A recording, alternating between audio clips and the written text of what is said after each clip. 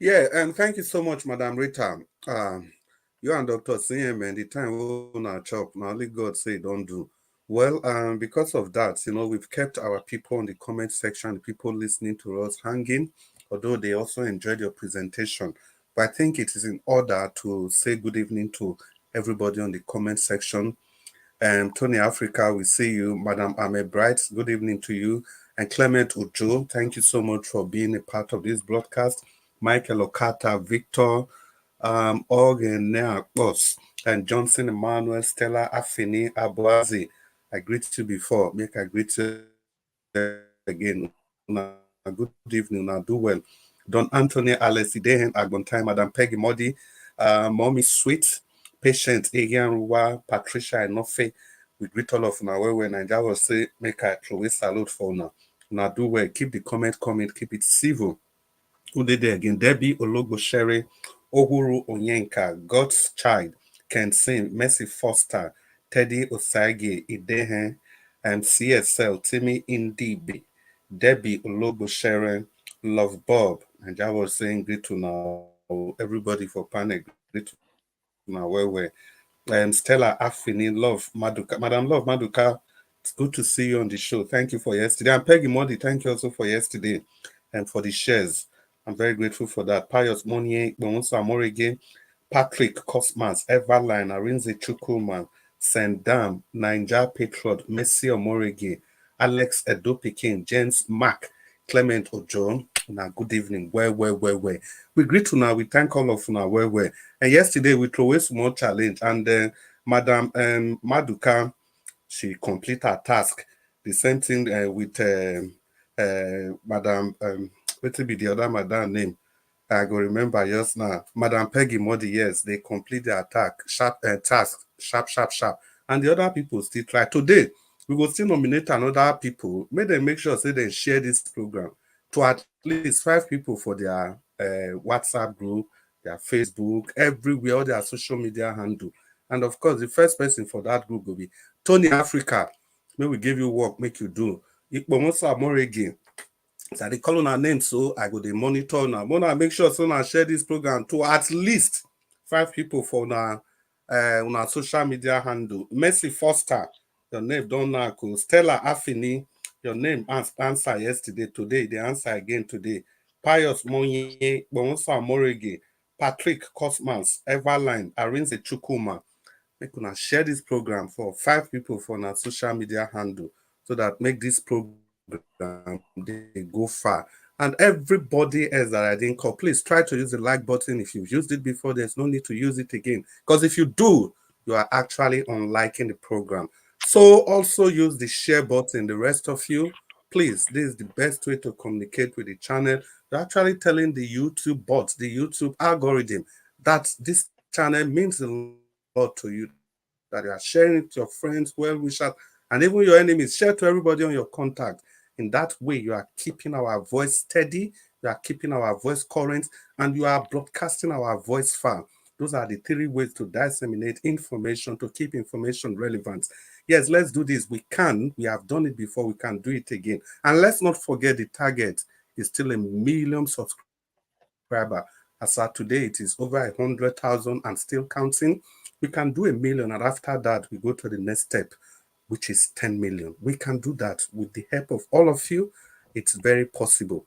Well, as we move slowly to the second segment of this broadcast, Dr. CM, Yes, I can please. respond to some of the things we talk. And you Okay. see, first of all, I think Madam Rida actually talked about the first part, that Fubara is not going to do anything different. He's just there for his personal survival. His history speaks about it all. I don't think there's anything to celebrate about Fubara. He's just as dirty as all of them. And also, for the politics of River State, it has been very different for each and every one of them. The fight has been so different. All the fights were unique. Starting from Odili, when Odili was leaving, his problem is that he didn't want Amechi. Amechi was his speaker. So Odili wanted Celestine Omeya, who happens to be Amechi's cousin. So they did all their abracadabra, including Obasanjo and they made Celestine Omeya the governor. They excluded Amechi from the ballot, and Amechi came. While Amechi was in Ghana, the case was going on. It was Wike that was going to court. Make una dey hear. Now Wike they go court, go they represent Amechi. With Obasanjo and all the PDP paraphernalia, Wike stood. And when they won that case, Amechi came back from Ghana to become the governor. And of course, they rewarded Wike. First of all, they made him chief of staff. But people advised Amechi that, look, this Wike is too powerful. The earlier you send and go Abuja, the better, so that may you rest. They sent Wike go Abuja. And that was the mistake that Amechi made. As Minister of State. For Education. Minister of State. And let's not forget, when Wike was the Minister of State, during that those Chibok girls, it was Wike that actually wrote the letter that told the Chibok principal that they should not go to school that day because of security information. But the principal disregarded Wike's letter together with your current vice president. They disregarded Wike's letter and they still conducted that exam. And the rest, like they say, is history. And that principal, after that Chibok saga, was made a commissioner. Now, so that they do him. Is that hard to read? Now, so then they do him. They made the principal a commissioner in that same state. And you tell me these people don't know what they are doing. Well, let's continue. So why Wike was in Abuja? It was the biggest mistake Amechi made. It was that opportunity that Wike had in becoming very close to Jonathan and his wife. So when Amechi was leaving, Amechi said, naturally, power shouldn't stay with the Queries again, the Igbos, although they are denying that they are not Igbos. Let's take power to another section. Amechi said, Wike, look, I'm an Igbo-speaking person, the same with you. Let's give the Jaws and the Opobos power. But Wike say, lie, no go agree. And of course, there was now this PDP Governors Forum. The problem with Jonathan and Amechi erupted. Amechi disregarded Jonathan, and before you know, Jonathan supported this man, Jang from Plateau State. And before you know, Amechi refused, and the fight broke out. And because of that, Amechi had problem with Jonathan. So they said they were going to punish Amechi, that whatever he says is not going to hold. That was how they sponsor Wike. And Amechi sponsor, who was that again? Was it Tonyeko? Was it Tonyeko or Magnus Abbey first? No, Tonyeko. Okay, sponsored Tonyeko first, but Magnus Abbey was also there in the midst. So when Amechi sponsored Tonyeko, of course, Wike, federal power and everything, they defeated them, and Wike became the governor. So when Wike tenure, second term, Amechi had to sponsor Magnus Abbey. They contested bitterly. But the same Magnus Abbey that fought Wike to stand still, in the last election, Magnus Abbey and Wike together, they rigged everybody out of Lagos State election, Rivers State election. That's why I said these people, they will not change. Fubara, Tony Cole, Magnus Abbey, Wike, Amechi, all of them, Celestine Omeya, their godfather of all, Ogdili, they all have their separate agenda. So Wike's tenure was coming to an end, and Wike vowed that, look, Ogdili is like an Igbo man. Amechi Igbo man, you Wike Igbo man. Abba, let's give power to other people in Rivers State. That's how Wike went to go and pick Fubara. Now, in bringing Fubara that is crying for justice, do you know how many ambitions were crushed because of Fubara? Now, in obtaining the PDP governorship form, Wike drove Fubara in his car to Abuja because Wike was protecting him against the EFCC. Fubara lived in State House, government house. Wike protected him for over a year. To submit the form, you have to do it personally. Wike had to drive straight to Abuja by himself. After the showbiz, just show face to cameramen, Wike brought him back again. And after that, Fubara was made the governor. And part of the reason why Fubara was made the governor was because he was so involved in the atrocities of Wike that if they didn't make him a governor to give him that immunity, there's going to be problem. So that is the story. That is how it came. It's true. So that is why I said Fubara has gone too deep in this whole thing. Fubara said he knelt down for Wike to forget the problem, to forget this matter. Why should you kneel down? Why? What are you kneeling down for? And they asked him, what are you kneeling down for? He couldn't say anything. So these are the stories. And again, the last part I want to talk about, you see this Edo State problem, Dr. Sien, I'm going to say this, and everybody listening, I was thinking I'm not going to flog Obaseki today, but somehow, I still have to flog him a little. You see this power shift, this Edo South problem that you have talked about, Dr. Sien, copiously. Exactly. Yeah. This power shift, this is the problem I have with people like Fubara and Obaseki. You see them as gentle people. And the people around them, it is easy to call the people like Oshomole and Wike the evil ones. Whereas these quiet people, they are actually the evil ones. Do you know this power shift thing started with Obaseki? I'm shocking you now. Now, the last local government election that Obaseki conducted, Esako East, Obaseki brought 98,000 votes from Esako East. Esako West, 34,000 plus votes. Do you know why he did that? To pepper Oshomole. And Oshomole and co, they just kept quiet. They left him. That was the election Obaseki conducted. So this power shift from South, Obaseki actually instituted it. So with that value, he didn't know he was actually shooting himself on the foot. So when the governorship election came, that same value that Obaseki declared for those Esako people, that was the same value. The Oshomole and co, they just simply changed the party that owns that value, and they converted it to the APC.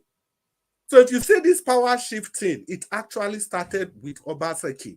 And if we talk about Oredo, Obaseki has never won Oredo. Never.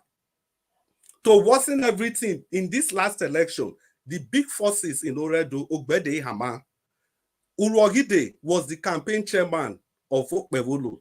And we have Odubu Egberame. Odubu Egberame was the same man, although he's from Oriomo, he was the same man that Oshomole's deputy. Oshomole did what he did to Egberame Odubu, just like what Obaseki did to Philip Schreiber. So those forces, they were all still waiting for an opportunity to flog Obaseki. So that was how Redo was lost. So if we are talking about this changing of the trajectory of Edo State election, it started with Obaseki. He is the one that just, how do I put that destroyed the power of the South, Edo South. He started it. The local government elections are there. I didn't conduct the election. It was conducted by Obaseki. So when he do he forget, say, governorship election will come. Now, the same value now them Oshomole use. So those are just the things I needed to say about this. And But Chris, don't forget your thought. What part of the system, part of the this thing, I feel that they will challenges. Why didn't INEC allow the coalition, at least their own rule? That is why people are, Ikoboha, I think I pronounced it well, Ikoboha local government, Ego. I think Ego local government and the Oredo local government. These three local government, they are more like cosmopolitan sort of. Why didn't they allow the coalition at okay, the local let government me level quickly before tell they you will about, continue? yeah, let me tell you about that. It's very simple. Now, the rules of INEC, it says that INEC has the power to collate the result the way it suits them. Remember that it says the way it suits them. You see? So which The means way it suits them. Now, I, what INEC is saying, what INEC said was that because Obaseki said if the election is a do or die, that they were threatened at the local government secretariat where they were supposed to collect the results. So they had to go to a safe place. no, Chris, that one. Obaseki quickly explained what he mean by do or die. Remember, he No, said see, no, they do. Dr. Sien, No, no, Dr. no. Sien. Listen, I'm No, quoting see, Obaseki. I'm Dr. not. Sien, You may not believe. this is not about Obaseki. Dr. Sien, wait. No, If no, I what see you, no, Dr. Sien, wait, Dr. Sien, wait. If me and you, we are fighting for something, and I tell you this thing is a do or die, then later I come and I'm now explaining to you what I meant by that do or die. Which one will you believe? Is it the regular do or die that all of us know, or the one I'm explaining to you? because you are the author as at that point in time. No, Dr. Listen, CM, I'm wait using you as now. an example. Wait, If person and tell you say something, I'll do or die. You go Dr. take CM, you cannot explain do or die. Do or die listen, phrase. You it cannot doesn't explain have it. any other meaning, Dr. CM, listen, please. So that listen. other people can talk. Dr. Eh, CM, please. So that eh. other people can talk. Chris, So listen. the point with that is that, okay, even if they go to court, INEC will tell lawyers, say, we were not safe in where we were collating the results, which their law allow. Collect the result the way it suits you, where you will be safe. So that is what INEC stood. That is the point they just took, and they said, okay, because we were not safe, we have to go to a safe place to collect the results. And they did what they were supposed to do. So Obaseki said he's going to burn down Nigeria and he will lead it. He will lead it from the front. Did you hear all those? I didn't say so. He said it with his mouth. So my brother, if you want to be, let's say you are is on trial, say you said it. What do you mean by that? You can ask this question. He said because they are saying when they come in, they will stop vigilante in Edo State. Obaseki said vigilante is what keeps us safe. So if they do what they want, we'll all die. I think that was what he was saying, because I listened to that. By the way, I love his dressing that day, the day he said it. yeah, well, Dr. CM, No. if you, Dr. CM, so that we continue, if you believe in that explanation, Naibi say we are still playing politics. Well, good evening, everybody. It's back to the discussion once again. Thank you all. The people I called your name, please use the share button. It's still Naija Watch. It's the session to be, and don't you touch the dial. Remain in Naija Watch. Remain with us. The discussion is just beginning. We are moving straight to the second segment of this broadcast, and it's our final conclusion, our final thoughts on whatever is going on, whatever you need to say. It's your final thought. Ogachi Meze, you did make you talk to us. Ogachi Meze. Yes, my brother. Talk to us, your final thoughts. I want to greet my brother first, Mr. Dr. Cien. My brother, I beg you, Lara Kembe. Ejere m ụga, ejere m awarasị imiri ya kedu ihe ị wetere later. Okay, my brother. Yeah, Dr. Cien, welcome back. We're here talking, to Nigeria to be better. Mr. Chris, thank you. Domo sir. You see, Mr. Dr. Cien says something about protest. I think last it's about people that came out on the first day of October.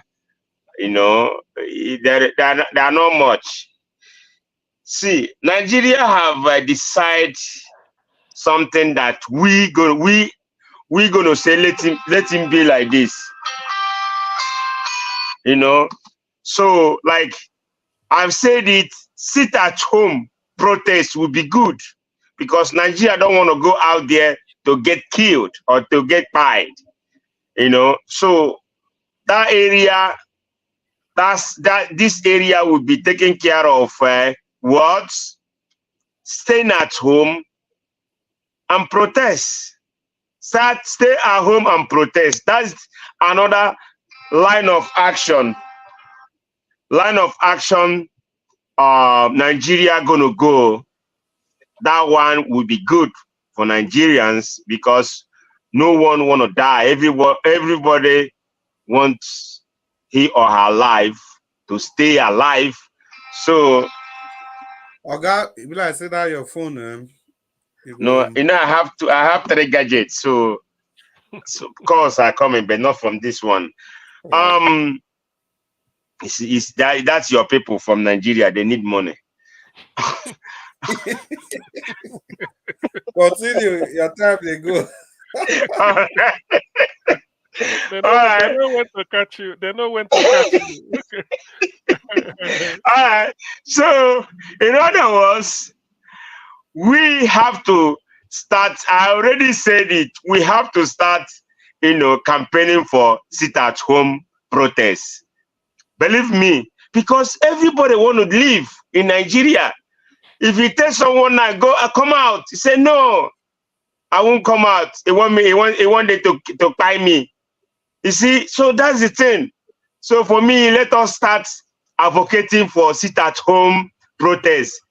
That one aside.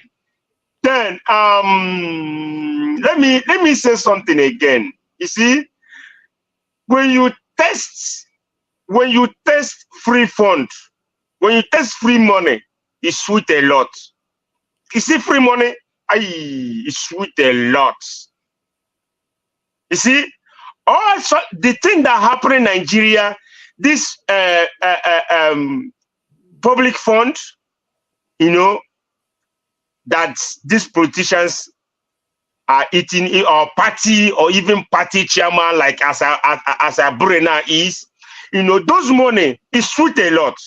You know, the money you didn't hustle for, you know, you didn't work for it. It just come for you like a platter of gold. You have it. So that before, in fact, anybody that want to remove you, come instead, you will eat your hair. Say, anybody that cross my way, I will get him, that person, he or here, out of my way. I got you, you know. You see, so now, so that's how Abure will never. He will keep fighting. He will never leave this chairman party issue alone. He will never leave it, because he have tasted that free money. He have tasted the money of public. So he want that money. He want to be reaping from that place. All those things is a corruption. So we need to get up. That is something some people did in Imo State. I think that way we will start going around. If somebody now, you bring in IDP camp from north to Ehimembano in Imo State, then the person that engineered the something, what happened to his house, they bring it down. Yes, if you do that one, I say yes, good job to you guys. That one is okay. All these politicians, if you start doing this thing to them, I think they will get senses. It's because when they do things, we come outside, we come to social media, we scream, we cry. After everything, we go back. And they started again. They will start again and doing what they're doing. When we don't touch the life. Don't touch the life. If they're property, bring it down. Don't touch any life in the house. But their property, bring it down, so they will know that yes, these people they are up to something. Thank you, and God bless. Yeah, thank you so much, Ogachimeze. You don't overshot your time, obviously. Well, it's okay. Black Panther, you did that, so the Black Yes, Panther. I did here. Black Panther. We don't give you will give us time so that we'll talk. And we don't give you you know, say they don't say people don't approve our. The problem is Black Panther. If one person stay too long, you not stay good. You can imagine for almost getting close to 2 hours now. God Jonathan never talk. Oh yes, not true. Not true. So make you talk to us. Now CM and Rita take everything now. Madam Rita take everything. Yeah, Black Panther, fire. Thank you very much, and I want to welcome CM back home from a long sojourn journey of the land of the crooked politicians in Nigeria. Are you sabi that one? Thank you. You were doing research on them, and you finally made up your research. It's a research, you know, that you went on a journey with them. You went on a research, you know, a very fact-finding research, and finally you made up a very good conclusion, and that conclusion was the kind of conclusion we made when we went on our journey, and you did not really concur with us, but today I will say you are welcome back home. And that all the research we've done, you know, the result is that the Nigerian politicians, they will never change. So just put that at the back of your mind and know that the thing that will change them, it's what I'll call a sort of a harsh revolution. That is what's going to, and they know that it's coming. They know. But they are trying to make up with everything, keep the wealth far, far where nobody can see it. But they don't know that the world is a global community whereby we can speak to each other and results will be found. No. So I want to welcome you back home, and I want you to know that what Brother Chris was saying is not that he woke up to just say it or trying to be triumphant in the argument. No, it's just the fundamental, the lifestyle of the Nigerian politician. That is their lifestyle, their character. They will always be found wanting at every time, every second. Because if you carry the politicians in England and look at the one we have here, you will see that there's a lot of differences. And you will look at it and you ask yourself, are we mad in Nigeria? Because like my first submission, I said, Oga Falano, and all it's only 1% that I can take out. All the lawyers in Nigeria, they've all collapsed their law firm, and they are now dining with the devil. Because from what we have seen today, this politician did not even do 1/10 during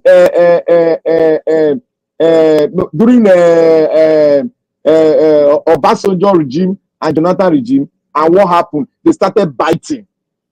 The Nigerian bar association was biting, the labor was biting, NCE was biting, everybody in the media were biting, the musicians were biting, who no bite.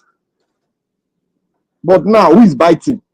The musicians are with them, the film producers are with them, everybody have collapsed their house just to build another house in the devil's estate.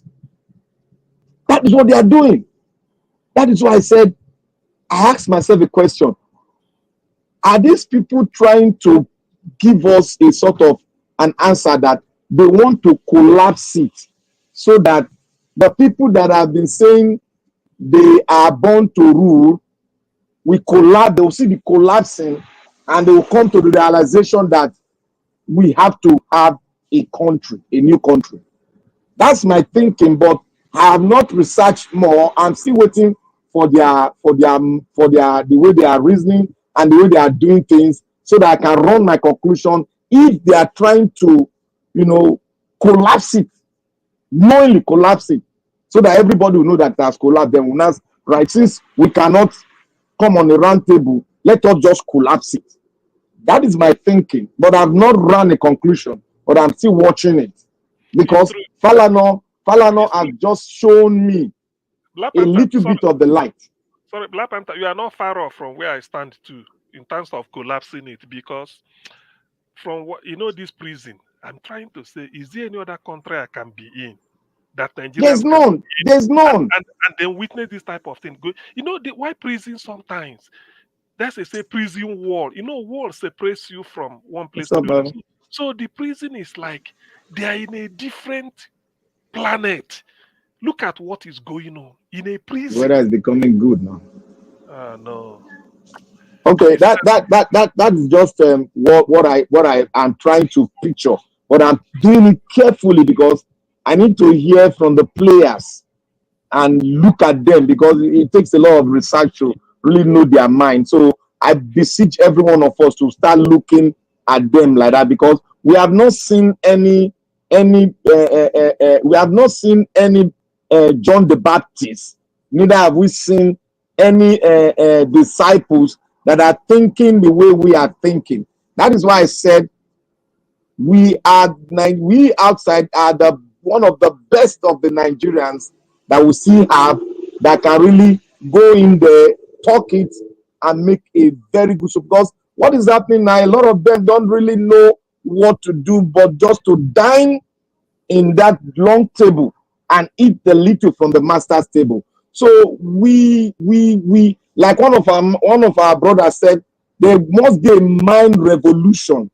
And to get that mind revolution, we need the energy to be put in place, because it requires energy to take information to the next position. So Black if you Panther, look round at up. that, in another way, we still have a lot of work to do. And we need to do it in a very fast format, because if this generation that is there now, if they lose track of what is going to be of them, man, Nigeria will never meet up. Never. We can't meet up again. That is what I see. Like I said yesterday, three days ago, I said there was a country I gave Mr. Chris to go and look at the development of that country. It's a Southern African country. Botswana. Botswana. Go and look at it. Go and x-ray it. They are building their generation. They are giving them fun to go to school. They are starting with $3 until you get your final year. They now could bring it down to $1,900. So they are encouraging the generation to go to school, because that is the only way to build the future of the country. But we are collapsing it. Why are we doing that? So that's the question mark. I just want to thank you, moderator. I will rest my case to speak another time. Yeah, and thank you, Black Panther. Chris, just a second. Yeah. Botswana is 2.63 million people as of 2022, and their education is free from kindergarten to university, and they even pay you in university some stipend, so that when you are studying, you have some pocket money to do, because they can afford it. And what is the resources? Cattle, and then a diamond. Diamond and what do they call them? All this tourism. Animal husbandry. There are more cattle than human beings. So the cattle in that country, they are more than 2.6. And that university, do you know how that university was built? It was built by everybody donated 2 cows each. Two cows each. And Black Panther, the most important thing, not be say people just donate 2 cows. Every single person that donated, they write their name for the school there. There was yes. Thank God you've gone in. Thank God you did it. They recognize every single penny. This one will be say they go use our national money to build airport finish. Don't go right Muritala Mohammed International Airport put. Every person that donated a kobo, their name is written there in the university. So everlasting. People will come and see that their great-great-grandfather contributed. Well, and let's just move on. Mr. Ferrari, it's good to have you on the show. Mr. Jonathan, are you there? Jonathan, don't sleep. Yeah, it's been a very long time since Mr. Jonathan is not there. Mr. Ferrari, you are welcome to the show. It's good to have you. And we are sorry yesterday we couldn't bring you on the show. But today is good we have you, so you can talk to us if you want to talk about the critical thinkers that we talked about yesterday. You were dying to talk about the critical thinkers. If you are still interested, you can talk about that, or you just discuss in general whatever you want to say. Yeah. Thank you for joining us. Good evening, Mr. Chris Dovin. Good evening, CM. I'm trying to see everybody's name, Mr. Chimeze and Mr. Jonathan Kisley. And thank you very much, Niger Watch, for all you're doing. What I've told you repeatedly, your job is God-sent job in this period of darkness that our country is in. You're doing a great job, you and Mommy Diaspora. God will continue to bless you, bless all of you for not keeping quiet and speaking out. Yeah, it really pained me yesterday. I left work very late, so the topic was so interesting. You guys were talking about critical thinking, and there were very interesting submissions, and I wanted to join in. Today's topic too is also very interesting. I particularly enjoy, because I've been listening from work. I particularly enjoy CM's submission, and also Madam Rita's submission, and all the others. You see, Nigeria is gone. We have to, that's why I love that CM submission today about the prison system, the police, the court system, every fabric that can hold a society is gone, and we all do not understand it yet, and it's confronting us daily. I have a lot to say, a lot. I would love us to have that critical thinking conversation again, or even this conversation, any conversation we have goes to help. We learn from each other. Things that we know more, other people know more, and that's the only way forward. Um, Nigeria is gone. I want to repeat that more than 500 times. It's like you're looking at a plate of decayed food, completely covered with maggots. It's gone. You will have to be honest with ourselves. There's nothing you want to mention. It's just good now that these things are just coming to light to most people. It's been there for years. A lot of people would disagree on that. I don't like it when we disagree, because when we disagree, we cannot get to the real issue and talk about the main thing. All these things has been there, let me say, 40 years ago, when that man was singing about it. Was it 40 years ago, CM, that fella been singing? How long ago can we categorize fella's song? Fela is not. Songs. It should be in the. Fela started in the 60s now, but let's 60. say after the war. Let's just say After the war, yes, right. let's just Nigerian problem been there right after the war, yeah. but it was not visible. But don't blame Nigeria and Nigerians. This problem is a problem that has been crafted for more than 800 years ago, the coming of the wise man. Nigeria, you all are just seeing the thing bent. Now you're saying, why is the load bent? Why is the cripple carrying a bent load? You're not looking at the leg of the cripple. The thing has been bent from the very beginning. And it's like planting a seed. Eventually, the seed will grow into a tree. The tree will produce fruits. And now we are seeing the fruit of what has been planted. It's time that manifests that fruit. For me, personally, I'm not trying to say I'm smart or wise. Since 1999, when everybody was celebrating that they gave us democracy, we drove the military away. I made a statement that what just happened was just a change of outfit. Military did not go anywhere. That what we just had in 1999 was a permanent coup d'etat, a permanent one by the ruling elite against the masses. Nobody heard me nor took me serious. So thank God that this Peter Obi guy came along last year, and the festering of that decay begins to come out, and you all start to see it. Others, not just you all, everybody start to see it. The decay in our judiciary. Go and ask Dele Farotimi. He's a lawyer. We both went to LASU.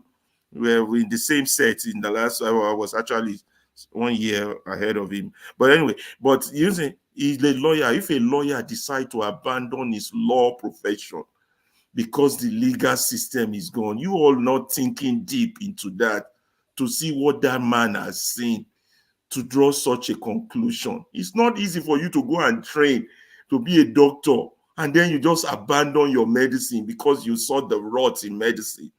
This man saw it. Fela saw it. Fela lived it. He sang it to death, but people didn't see. But it's okay. We all at a different level. But now, as we are seeing it, not enough people have seen it. And that topic you guys talked about yesterday was very relevant. You see, we have to discuss that topic, because if we don't see it, What we topic was can't. that? Sorry, what topic was that? Do you remember? It was What? critical thinking, Chris. Right? What Okay. topic It was it? was what happened was that we were talking, and Black Panther threw in something that what we lack in Nigeria are critical thinkers. And Madam Rita was in opposition that we don't lack critical thinkers. And I think it just went on and on. We were all now discussing the topic from different perspectives. That critical thinking itself, now lasted for more than an hour. That was not actually the initial topic. It was when Black Panther was presenting that he threw in the word and we took it up from there. That was it. It was, I didn't meet it from beginning, CM, but it was a very interesting discussion. It was very enlightening. Everybody was chipping in there, and I wanted to chip in that. Look, wait a minute, you guys don't oppose each other. You're all getting it wrong, but I couldn't get in that you're all holding on to an elephant. You're just holding it from different angles. Somebody is holding the trunk, somebody is holding the leg, another person is holding the tail. Is that it's only when you all step back further that you will all see that it's not a snake, neither is it a tree. Do you understand, CM? But it's an elephant. Yes, But I wasn't able to chip that in, and it hurts me because I got back so late. But we got to have that conversation. It's important. So, yeah, we never have democracy. So let's just put it like that. Now, sometimes when I come here, I offend a lot of people. Like the one time I almost offend CM himself when I said that Obi supporters love him so much they would drink sand as water, and I think CM got me wrong. I take on a friendly fire anyway. So Yeah. So but what I wanted to say was that it's not I like coming, but we have to keep talking. Me and CM, we still meet in other places and we still talk on vital and important things. You see, a problem that started 800 years ago, that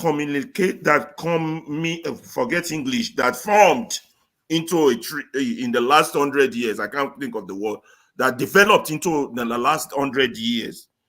It's not something we all gonna be able to solve easily. You wanted to say culminated.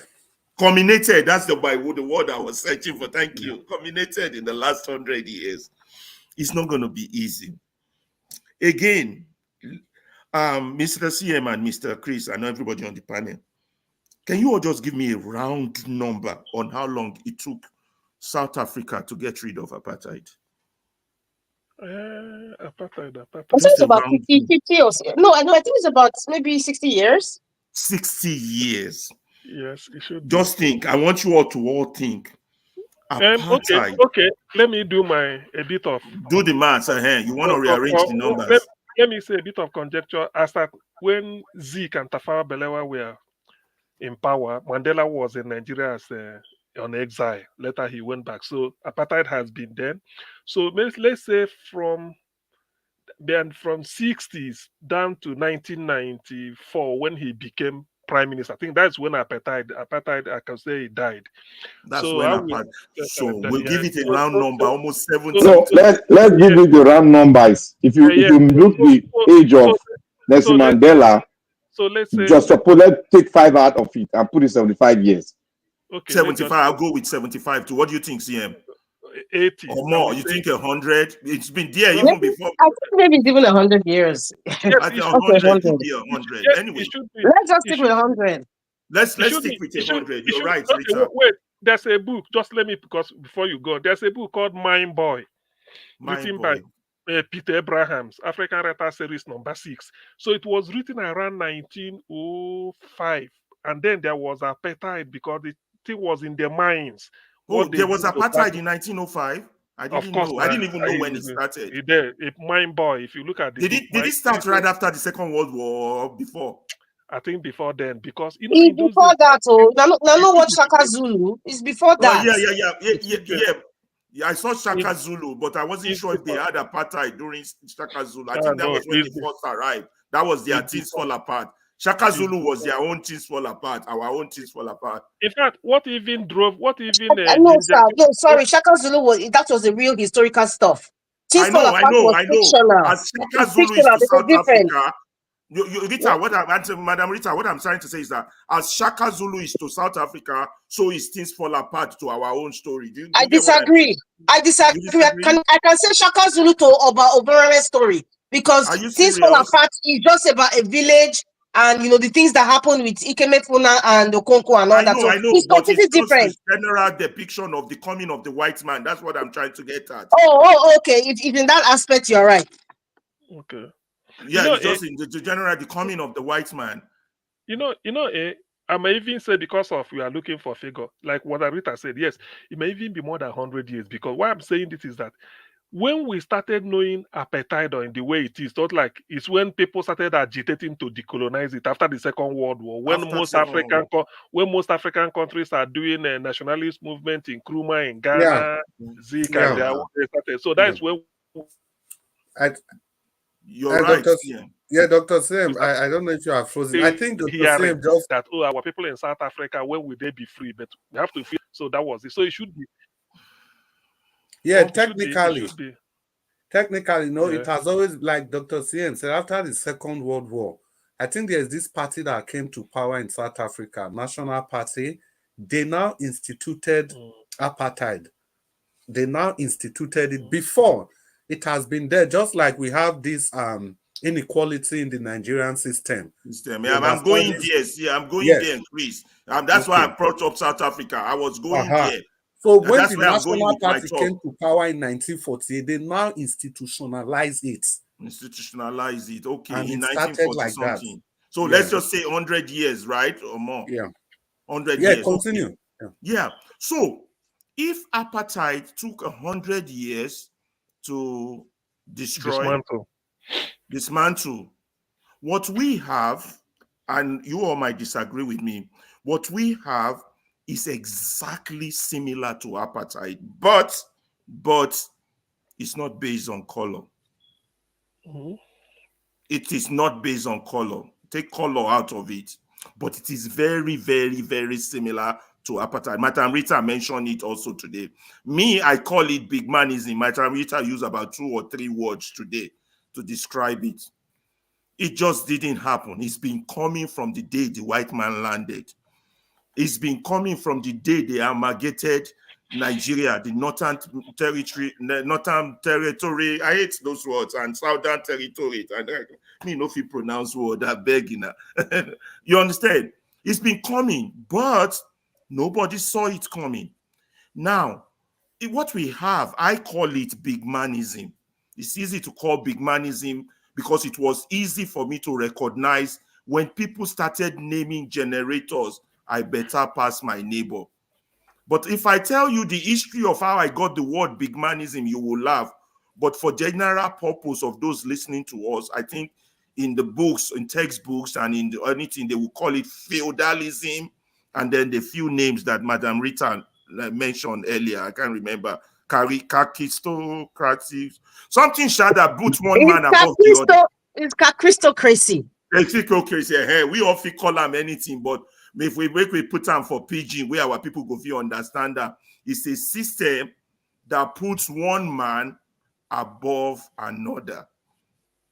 If you say that, CM, would you call that racism also? Nigeria own is more pernicious. It's more dangerous. I know. We're going there. It's more dangerous. It's more deadly. It's more virulent. In fact, it's so deadly. The way I describe it is that Nigeria, when it happens to you, it eviscerates your soul. It destroys everything good in you. It turns a man into a zombie.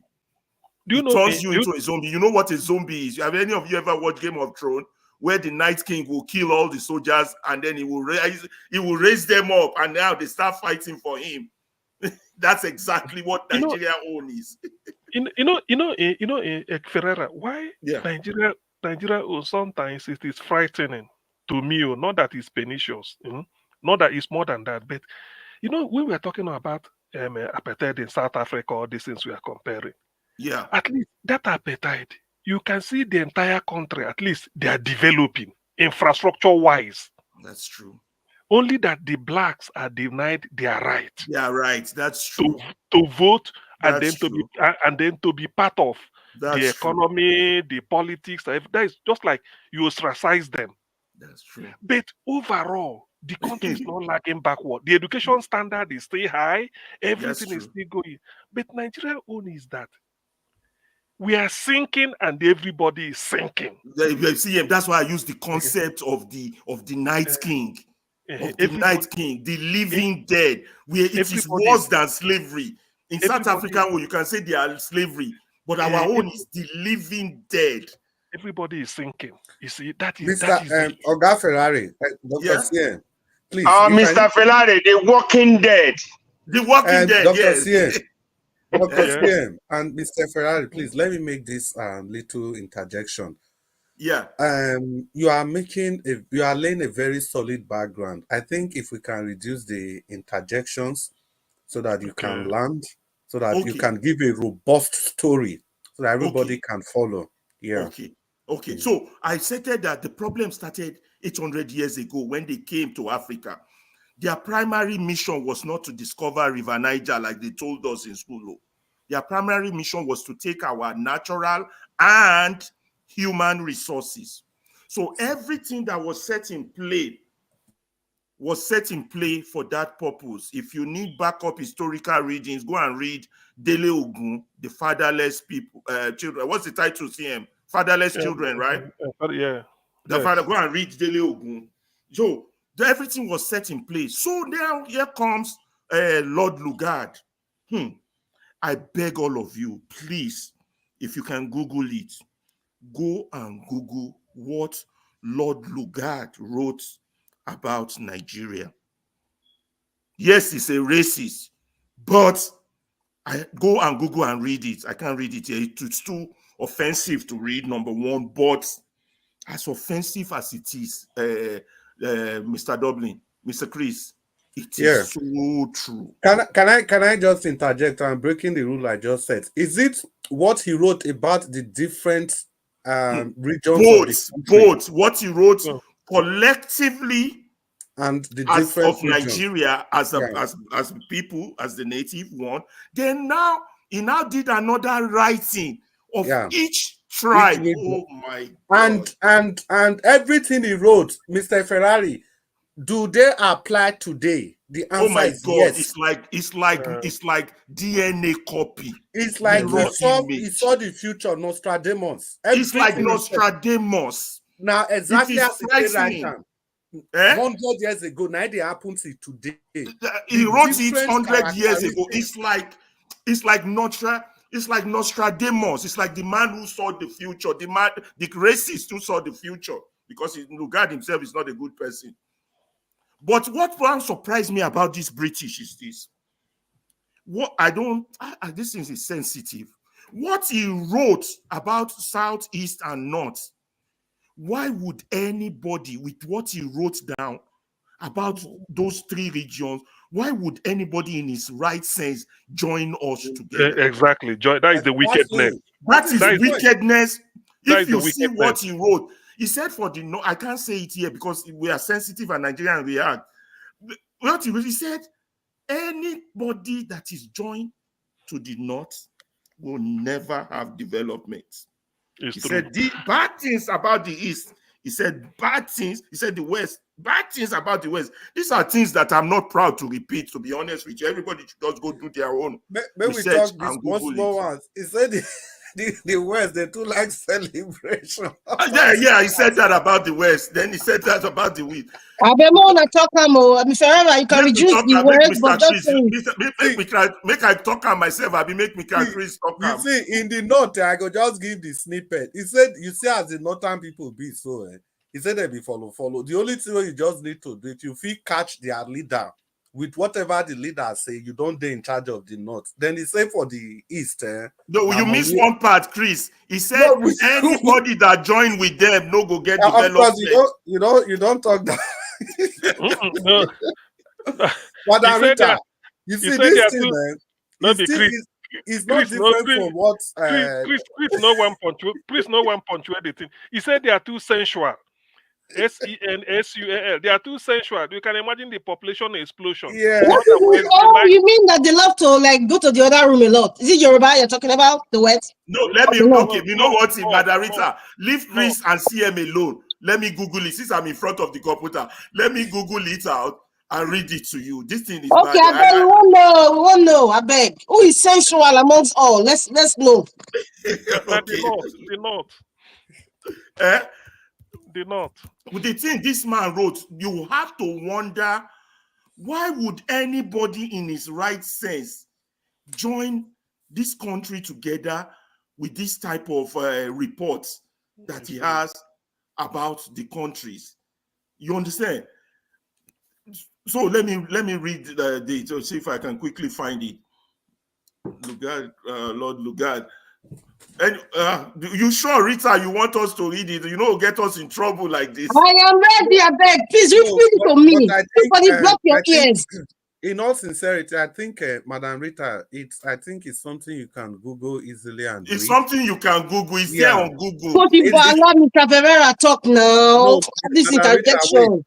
It's also like I think it was Tafawa Balewa, the kind of things he said about the East, that instead of them to employ Easterners, they will go and employ people from outside the country. Oh yes, I watched that video. I watched that one. So talk like that. I have it here on Naira Land. On Naira Land. Let me just read it briefly.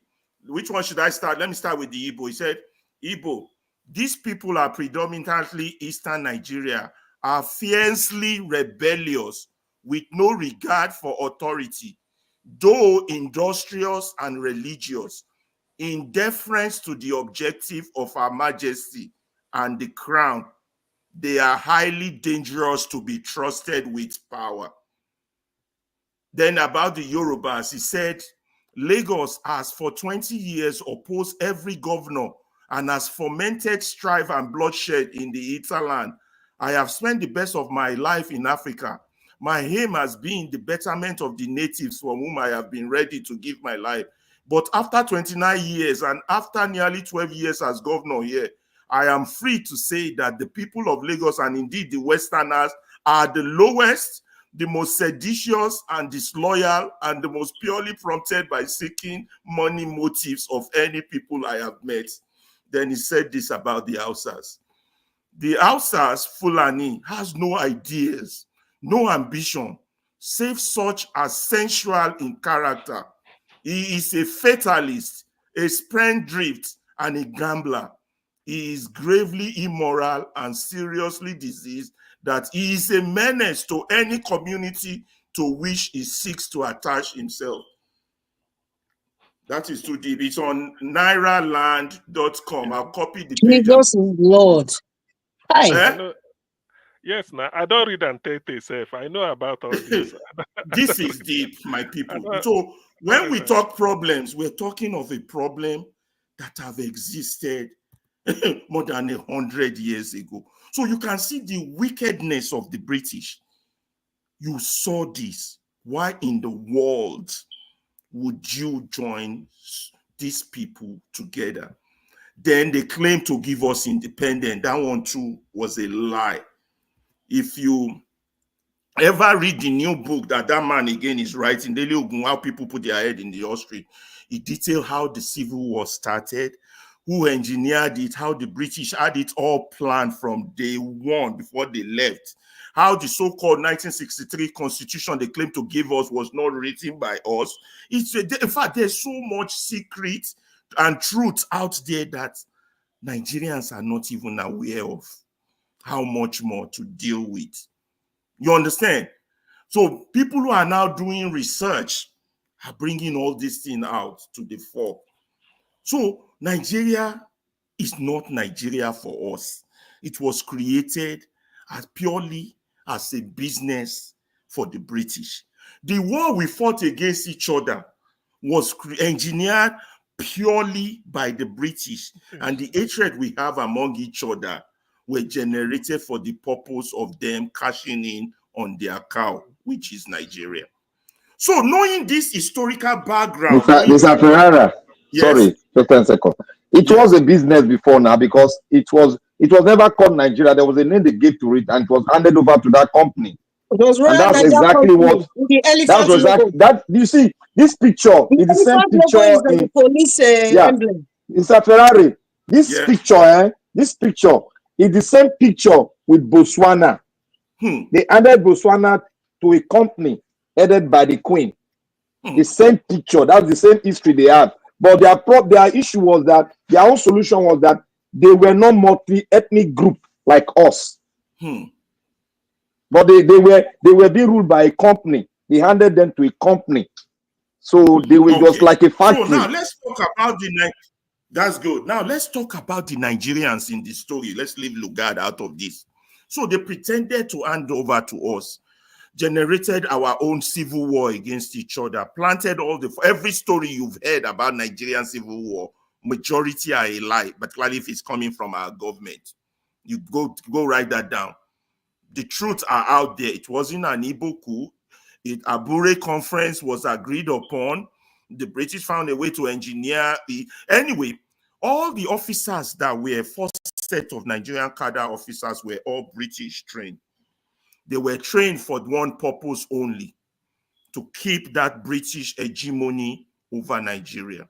So the likes that pop up, like Obasanjo, Ojukwu, Gowon, Muritala, Babangida, Abacha, all of them are subservient to nothing but to the queen, to their master. And with the little crumbs they get, they do nothing but do the master's bidding. So the story continues after the Civil War. Nigeria continued. We had Festac, we had money. Gowon was in charge. No vision, no planning, no rules of engagement, and no constitution, just what they say. And so what did they say? They wore the uniform of the white man now. They are now in charge. They are the new big man. So therefore, everybody must follow their way. We didn't get this early when they started killing armed robbers, but they will never kill those who steal public money. So the rules we are now started going the apartheid way. Laws were only made for the poor. It doesn't touch the big man. Depends on who you know. The likes of Obasanjo may see that's true. So now the likes of Babangida took over. So the people who have actually designed Nigeria has been engineered and structurally designed to fail, to produce this fruit we are seeing today. A lot of you might hate me for this, but believe me, Tinubu is not Nigerian's problem. It's a symptom of the Nigerian problem. Eventually, a Tinubu will come out. And sadly for us, someone worse than Tinubu is still going to come out from that system as currently structured. That system doesn't give the Nigerian citizen any rights. It gives only the big men, the rich men, the lawyers, the judges. So it's been designed to fail. I'll give you one good example on how the design. In 1999, they started a democracy without a constitution. Then they came up with a constitution. Do you know the word that the word sovereignty belongs to the people was later reimposed into that constitution on chapter 14, not chapter 1. So they all knew that this constitution would not empower the people, but because of the little gains every politician gets, everybody played along. Obasanjo played along. What's his name? Yaradua played along. Goodluck played along. Then Buhari, that one come for everything. Now it's Tinubu's turn. So among themselves, they would rather come to a coalition or cooperation. Oh my God, am I losing sight? Can you guys still hear me? Yes, I can. Yes, go on. Yes. Okay, yes, good. Yeah, they're not the Obasanjos and all them. They all play. They know that constitution doesn't give citizens any right. So this issue of that you're seeing with VDM, with Falana, it's always been there. It's any konlomo in Yoruba terms. It's you who it touches, Naingo no. Nigeria has always been a land for the big man, for the rich man. Now, our royal entities, what's their role in this?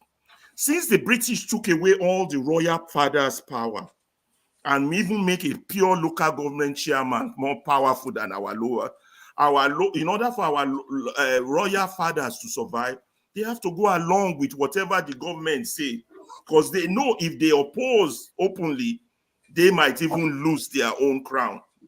So they have no choice but to join that cooperation of the big man. So it became a system of apartheid from day one up till today. So now what we now see is manifestation. When the likes of Obasanjo were instituting that system of the big man, for those of them, when they went to go and attack Fela's mama's house, you understand? And Fela couldn't do anything. They knew what they were doing was wrong. When they were getting rich, creating Operation Feed the Nation, Obasanjo's farm, and all the generals, Buhari took the $2 million from NNPC. That's the first time.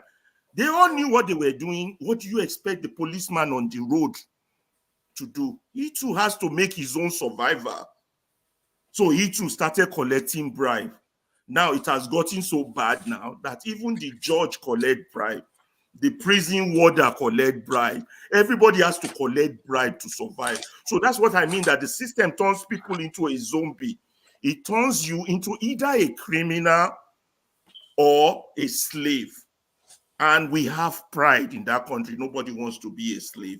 Rather than be a slave, we'd rather be a criminal. So that's Mr. Ferreira, yeah. 10 seconds, please. Sorry, 10 seconds. Okay. Yeah. You see, let me just put in something. You see, all these things you said there, some of us were finding it very hard to say it because we know how sensitive it is. Now, that was why sometimes when we say these people know the reason why they do all these things. You see, all these people, they know the secret. They've read this thing. They know that it won't work. That was why I asked a question at that time. I said, do they want to collapse it so that we'll have a separate way? That was the question I was asking. I said, I'm still researching on it. Okay, that was Mr. Who asked that question? Is that Mr. Kingsley Jonathan? No, Black Panther. Black Panther. No. In their mind, they have gotten look, Black Panther, if you've done something for 64 years and nobody can challenge you, and you have a culture of obedience, of people following their leader, you no longer see yourself anymore as a man. You now see yourself as a God. It's happening to our pastors. You see them, all these mega churches, Pentecostal pastors. It's happening to our politicians and it's happening to our soldiers. That's why they call civilians bloody civilians. You don't see yourself to be in their category anymore. You are way above them. You now say, so in their mind, in their delusional mind, they don't see this thing blowing up as you are thinking. They think they can hold on to this for the next 500 years. In their mind. And they might be right. I hope they are wrong. If we, who knows what is going on, don't plan, don't explain it to our people, don't execute a thorough plan to counter it. That's why I started with that question. How long did it take to counter apartheid? It's all connected. So let me now tell you the bad news where all of you on this panel is going to hate me. Every time when you all will be arguing this Edo election, this, that, I will be listening in the background. Mr. Ferreira, we're used to bad news. There's no good news every day. So go ahead. No, let me give you there. Now, I wouldn't come in. I know that you all are my people, but I don't have you on my side. You are still on the side of, who would I put it, of the owners of Nigeria. I'm not trying to insult you, please. Don't take it wrong. What do I mean by that? You see, being as it is the problem we currently face and brings the decay. Remember, I always say it in parable, but you all don't never pay attention to me. I always tell you guys that the Nigerian problem is like a bus whose engine and tires are damaged, are gone, and everybody is fighting to drive it. Where they won't drive that bus to, I don't know. Does that make sense? So all of you who are APC, is Labour Party, is this, is that, you are all still on the side of the problem, as sad as that sounds. I don't know if I don't mean to offend. If I offend, I apologize. No. But that is the home truth. Someone wants to ask me, so then what? What do we do next? It's this bad. You see, the Nigerian problem if we have to fix it, election will not fix this problem because it's been designed to be like this, to fail. The only thing that will fix it will be a conscientious movement that will reorientate our people. Because the difference between our problem and apartheid is that apartheid, the oppressed wants to get rid of the oppressor. But our problem is that the oppressed wants to be like the oppressor. Think about that statement. The oppressed wants to be like the oppressor. That's how it differs from apartheid. Every Nigerian wants to be a big man. It's a sign of success. It's a sign of acceptance. So even though they are feeling the punishment now, they can criticize who is punishing them, but they are praying to their God that one day they will be the one on top. So until we get like minds, progressive-minded people like you, like everyone on this panel, like Elvis, first of all, Mr. Ferrari. Yes? Please, this prayer, yeah. You see, we are all of us, we are outside the country. Do they pray? Do they pray? How prayer make their country looks the way it looks like today? No, they don't. So they don't. But yeah, don't for this prayer, something you know. But for them to choose between the country and themselves, they'll choose themselves first before they choose the country. That's a fact. Every human being will do that. It's a basic human rule. We might complain later, but we will choose yourself first. And the system, the way it's structured, has been structured to be like that. We are powerless in front of this moving train unless the strategy in itself changes. You understand what I'm saying? And it can change. It can change. Yes, go ahead. You want to round up? Let me round up. So basically what I'm saying is that when you're talking about critical thinkers yesterday, you all got it right. Everybody, including those opposing. Yes, we have. Yes, we don't. We have, but we don't have a holistic analysis of the problem. For you to do that, you have to go back that 800 years and then go back 100 years and then say, where are we today? How can we reverse direction? If none of us don't do that, we can scream and shout all day. But and that being said, the jobs of medium like this is immense in the way forward. But let me just round up like that. That's all I want to say. Contribution, questions, or anything anybody want to add, I would love to, because we all learn from each other.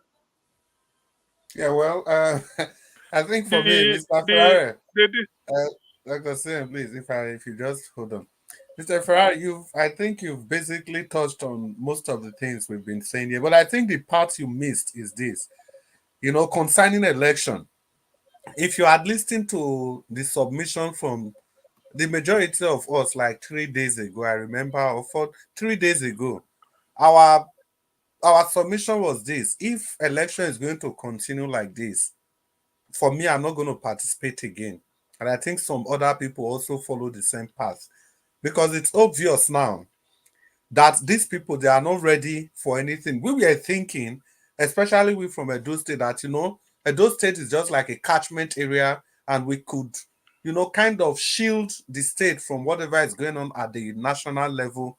But we just realize now that it is even worse when it comes to individual catchment area, because the kind of things that happen when it comes to staggered elections are usually worse than the things that happen at national elections. So for me, and I think for some other people, election is not going to be the way forward unless the status quo changes. But that status quo, from these people I see, they are not going to do anything to change the status quo that will affect them. Let me give you more bad news. Let me give you more bad news where these people are taking us to. honestly, Mr. Chris, they're taking us to North Korea. They want to you see, they have already weaponized poverty. They've weaponized labor union. They've weaponized everything they can weaponize. Now, their next major agenda is to weaponize our military. As far as the people are now, they're going to load them into the military, and then they're going to be giving them direct orders, and then nothing else will be able to stop them. They want to turn the country into a one-party state, just like North Korea. One person gives the order, keep spending the money, do whatever they want, give us crumbs once in a while. Ferrari. Yeah. Ferrari. It is going to be difficult. We know that's what they are doing. It's going to be difficult for them. Well, because yeah, Black you know how. Black Panther. Okay. I think yes. The next two people that were supposed to give their closing thoughts and before Ferrari came in, supposed to be Dr. CM and Madam Rita.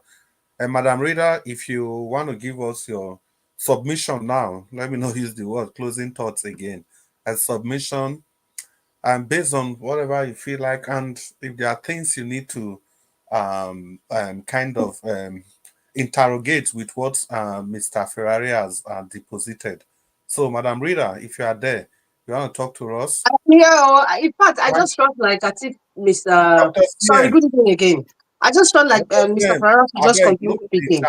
Yeah, Dr. Sam, can you look at the chat? I'll say private chat. Okay. I just felt like, Mr. Ferrari should have just continued speaking because, that's a different voice that's kind of opened a lot of us eyes. I mean, well, some people knew some things, but, he actually went in depth, and I want to give half of my time to Mr. Ferrara to keep speaking, but I'm going to go back to the Lugard thing again. Lugard is not going to rest in peace as far as I'm concerned. He's a dog. And I don't even know why in Kaduna, government house is called Lugard House. Well, as the way he described them, well, I guess maybe they look at him that way. And there's something that he said about the Igbo man. And I think that is what, the northern elite and the political class keep teaching every generation. Yeah. They keep teaching, no matter how educated a northerner is, if he tells you, they say train up a child, in such a way that whatever he learns shall not depart from him. Something of that nature. Many of them, I am saying it because I've met some of them, the northerners, in core northerners, that are very educated. But however, when it comes to the Nigerian concept, you'll be shocked at what comes out of their mouth. You'll be so shocked. It's like your education went into the dump. Like seriously, so he will not rest in peace, Lord Lugard or whatever. If it's not which nonsense Lord Lugard, which nonsense Lord Lugard. Dog. The man is a devil. I would like to advocate that we should not even be celebrating any nonsense independence. We were not independent in any way. It's in fact it's a slap on our face to even be celebrating independence. I don't think so. We should just maybe call it another name, a new Nigerian naming ceremony, not independent. Independent from what? Are we even really independent? Really, really? But so I just every country now shouldn't be celebrating who was ever colonized by the British or the French or the Portuguese. They should stop celebrating. It's like an insult to us. That's what I feel. And it's so sad that what we're expressing today is it's traumatizing, I would say. And many of us have been traumatized by successive governments in Nigeria, on the military junta, and then we experience democracy, and we are still experiencing intimidation, torture, infringement of your fundamental human rights. Is a continuum. It hasn't changed. That's what Fela was saying. Human rights, now my property. Animal won't dash us. Human right. Man, wow. I don't know what to say. But we stop in spending. I don't agree that independence should be celebrated. Madam Rita, you know that all this extra from Lord Lugard, all these men, like Fela, Gani, Falano, Avakoba, all of them, they went through this thing. And they keep on deceiving the people. Yeah. They went through it. All of them went through it. And they know, but they are deceiving. Yeah, but don't put Fela in their group. You know why Nigeria is Put experiencing this? Falana, put Falana is part of it. See, yeah. I know put fella there. Sometimes you see that man, Mustafa, Mustafa. Sometimes you know, when people say, "Oh, I don't want to hear about this man. He was under Abacha, blah blah blah." Sometimes the statement that he said most of these sons that you see today, he said he just looks at them because all of them are all traitors. They're all traitors, and he doesn't want to mention it. But I know I will not be surprised if Femi Falana was part of them.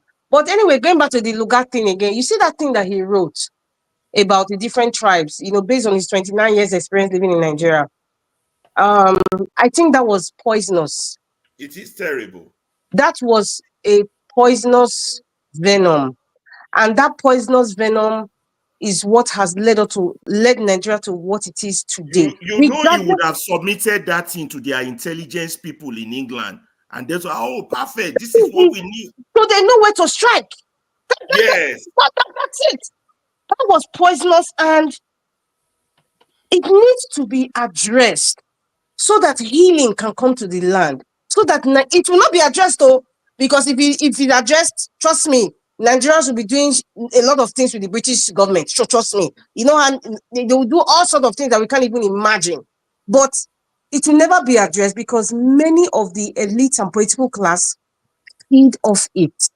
Yeah. So that's why sometimes maybe the revolution that we keep talking, that nobody wants to talk on social media, Nigeria really needs. Maybe Nigeria needs. Is it Sri Lanka? Or I don't want to go say so much about it, but we all know. And what will break the camel's back is extreme poverty. That's why when you talk about North Korea, Nigeria cannot be like North Korea. Do you know why? We're too wise. This generation, they are not subservient as perhaps our generation or our parents' generation. They are not. They're not subservient at all.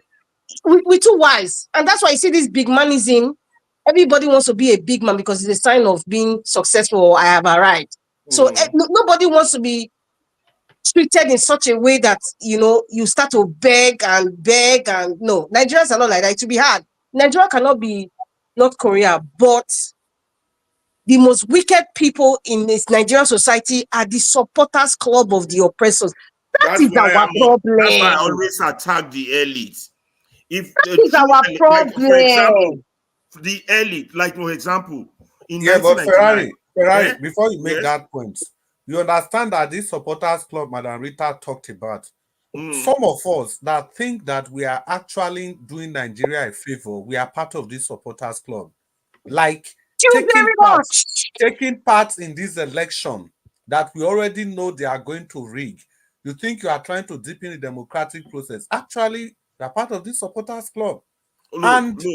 Apart from Chris, even that, I want to tell you about one. I'll let you continue. One man came in one of those talk shows, and they were interviewing this SDP presidential candidate. Do you know what this man said? He said he will continue. He lost, you know, he will never win, and then he said he will continue to run for election. So I was in my house listening to him. I said, "Is this man normal at all? You know you will never win. Why would you continue to run?" To me, I always attack the elite. Chris, continue your talk. Sorry, he wanna put it on his maybe profile. I was something candidate. You know, that's their way. Oh, they are trying to put them. They are trying to put a tag on themselves. Please, gentlemen and lady, I know I want to shock everybody. If you've had it before, I want to re-shock you. If you haven't had it before, then the shock is as good as the way I wanted it to be. You see, talking about Nigeria. But let me give a bit of one sentence or two sentence background. Obasanjo became a civilian president in 1999. By 1998, the world was waiting on Nigeria because of Abdul Salam, June 12th election and all. Abiola died in 1998, I think, yes. Abiola died 98, Abacha died 98. Abiola died in July, Abacha died in June because Abacha died before MK, therefore they poisoned MKO. Now, the eyes of the world was on Nigeria. There was an article, letter to the editor, written by one Mr. Peter Smithers, a top civil servant, then in colonial Nigeria. He wrote this article in the Times of London. I'm going to read it. Just a little letter for today. It's very brief. It is titled Nigeria Lesson because they know. This is what the man wrote.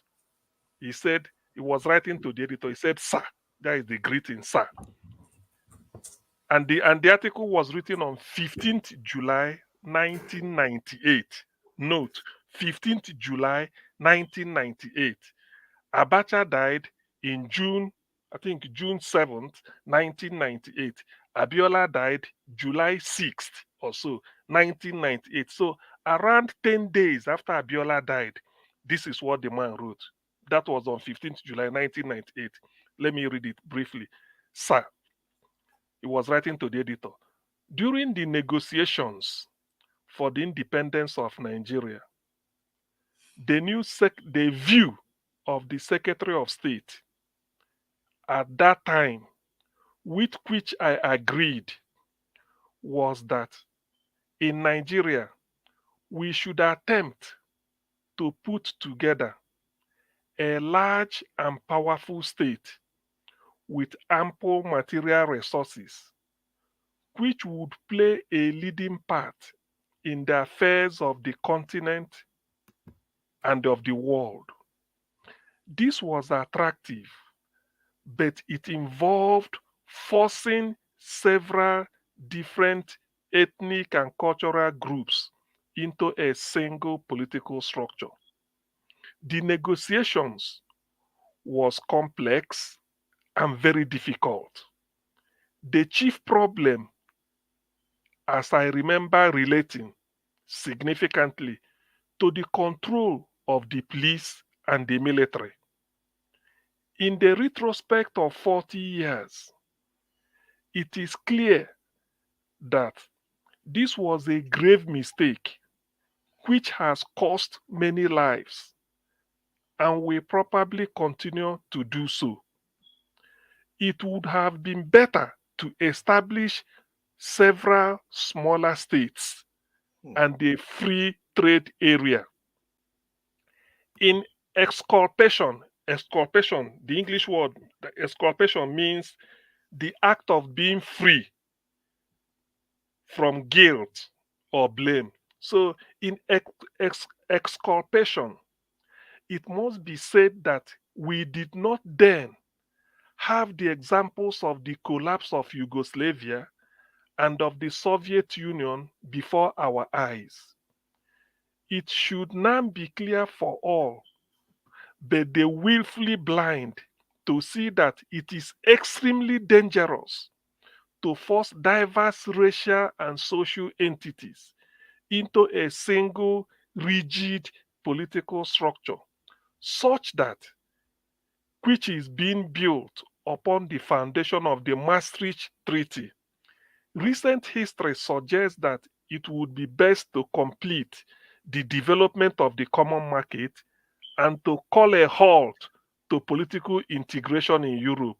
I am, sir, your obedient servant, Peter Smithers, Parliamentary Private Secretary to the Minister of State and the Secretary of State in the Colonial Office, 1952 to 1959. His present address, as at the address he put then was in the Pradin 19, 6921 Vico Marcotte, Switzerland. The day he wrote it, July 10. The day it was published in the Times of London, July 15. So you see what he said here. This was attractive, but it involved forcing several different ethnic and cultural groups into a single political structure. You see it? They know.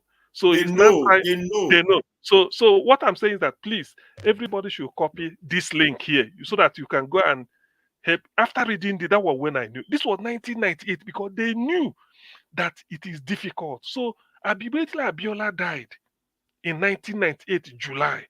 This article was published. CM, I beg, send them to your WhatsApp. Okay, this thing. Okay, yeah. Okay, yeah, I will send they it to knew. them. They knew what they're doing. They knew. They know exactly. So after reading this thing, I was shocked. I said, so which means he said they didn't have the example of Yugoslavia and Soviet Union to guide them. Because if Soviet Union had this sort of dissolved before 1960 or maybe in the 50s, and then Yugoslavia, they would have said this thing won't work because look at Yugoslavia, look at Soviet Union. But because they didn't have that example, so they felt that what they are doing, remember their aim was to force different people together. He said it will continue to take people with shed red oil, Blood. but it will continue. You see it, They know. and that is what we've been doing. Look, no, let me give you this thing again. He said in retrospect, no. He said, wait, let me see. He said it will involve leading a part of in retros. Wait, he said the negotiations was complex and very difficult. The chief problem, as I remember relating, significantly relate to the control of the police and the military. He said, in the retrospect of 40 years, it is clear that this was a grave mistake. You see it? They know it's a grave mistake. Which has cost many lives. Many lives, and it will continue to cost many lives. And will probably continue to do so. It would have been better to establish several smaller states and a free trade area. In fact, that is the paragraph, the most important. But like Black Panther said, let me copy it and put on the WhatsApp so that whoever can. They know what they're doing, and no matter what we do, it's not designed to succeed. It's not. It's true. Dr. Sian. In fact, yes, please. You see my message? Yes, you are back. Yeah, we continue now. So I've seen it. No, Dr. Sian, you see my message? Yeah. Yes, I've seen it now. You want me to? Yes, we are continuing. That's okay. You can read. Make Madam Rita round up. No, Madam Rita not even there with us again. Okay. So Dr. Sian, is you. So just continue. Okay, well, I think what I've given, this one is okay for my roundup. There's nothing I will say that will be more than this. This is expo I gave everybody. People should go. So they know this indeed, and before we can convince people to that this is what we are facing, before we can get people, it's going to be hard, but it's still doable. But with what we are up against, Ferreira, you see, that was 2 days or 3 days, 3 days ago. Yeah. When I gave a speech, I told everyone, because there's some research you do, like what you brought out now. I couldn't bring it out. I just want to put it in my body to start working, processing it. You see, I said one thing. I said, everything has a process. We got to go through the process, putting aside our plan B. I said it, and the plan B is for everybody to go a separate way. I said that thing. I said it first today, that we got to go through the process so that everybody will see the light and see it clearly that this thing cannot work. And if it doesn't work, let's do something to separate. I said it. No, Black Panther. But it's hard for people to see. That's where we have problem. You know, for apartheid people, they see it. They were able to galvanize themselves together to fight it. Our own, we know they see it. We know see it. It's so hard. I'm telling you, my brother, it's hard to see. It's true. In fact, to be honest with you, after I read this article, because somebody sent it to me, then I have to. But do you know that those articles, we need to start using it to conscientize people? Okay. Because information is powerful. People need to get it. Yeah. That's why people need to get it. That's why we look. Let me tell you guys, the first thing, we need a lot of media like this Elvis Zone that's gonna be, counter, and then consumption of the major media is not going to help out anybody's cause, because they are the echo and the voice of the colonizers. All these Arise, Channel, all these new, I'm telling you, even when they were fighting apartheid in South Africa, the likes of Biko and Mandela, they have to boycott mainstream media in South Africa. It's true. And started setting their own up, because all those people, there is no way they would let this kind of a thing come out. Well, Mr. Ferrara, see, the difference between the time of Nelson Mandela is social media now. Now that's why you see people like Shehu, Okimbaloye, Rufai, they have their own TVs, they have their own stations because they have the podcast, you know. their podcast So is that's true. the advantage that we have. We have, Communication isn't as bad as it was in the 60s or the 50s. It has changed. And this tool is what we need to really spread the message. But the damage has been done for too long. Has been done. Look, Because I asked. Sorry, Madam Rita. CM, you were there now when I asked that man. Bola Ogun, what's his name? Help me, CM. Help me. Dele Ogun. Said, okay, how do we now get like you? How do we get message to our people? He said, we have to do the construction engineering, door to door. So it's hard. First of all, you have to pour graphite on the problem to actually make it visible. Because you are really on point, Mr. Ferrara. That's why you see, I think one of our issues is we have the tools, but we're forgetting the root of our problems.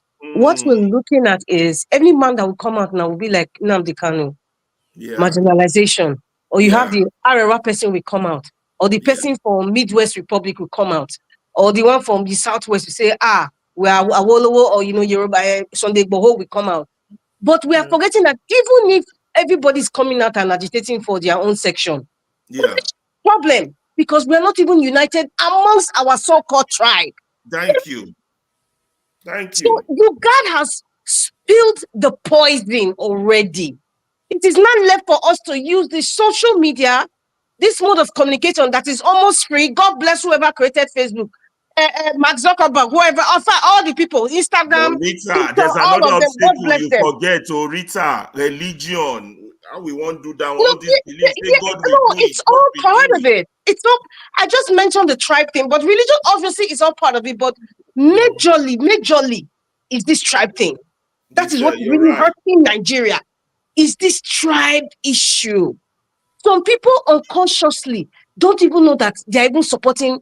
You see, let me give an example of Femi Falana that is being popular all over now.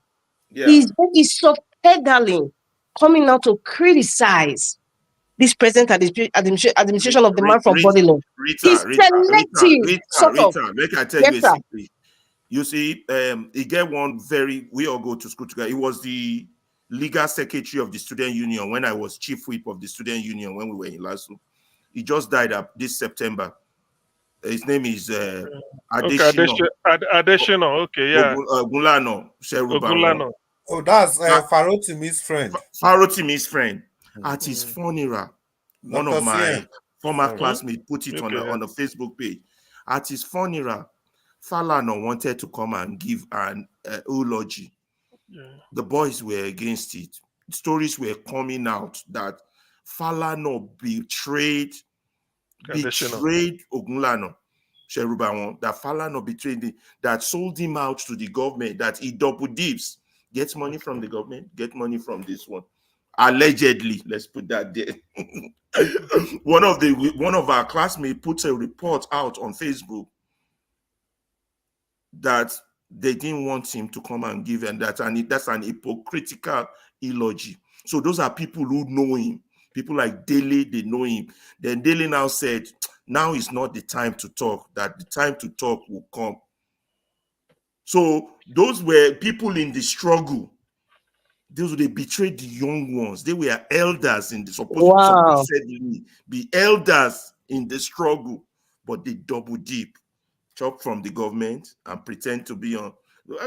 Whoever have a chance to, there's one guy called Taiwo Akinlami. He's on my Facebook page, one of my classmates also.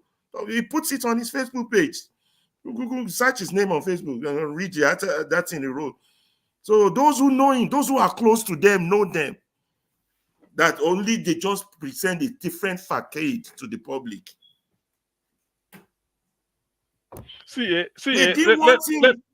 Let me come back to, I know, because let me come back to this Lugard article. Do you know, it is true, we are debating, we are getting this thing. But do you know that Ferrara and the moderator listening and everybody, Do you know after reading? I want this article. Everybody must read it.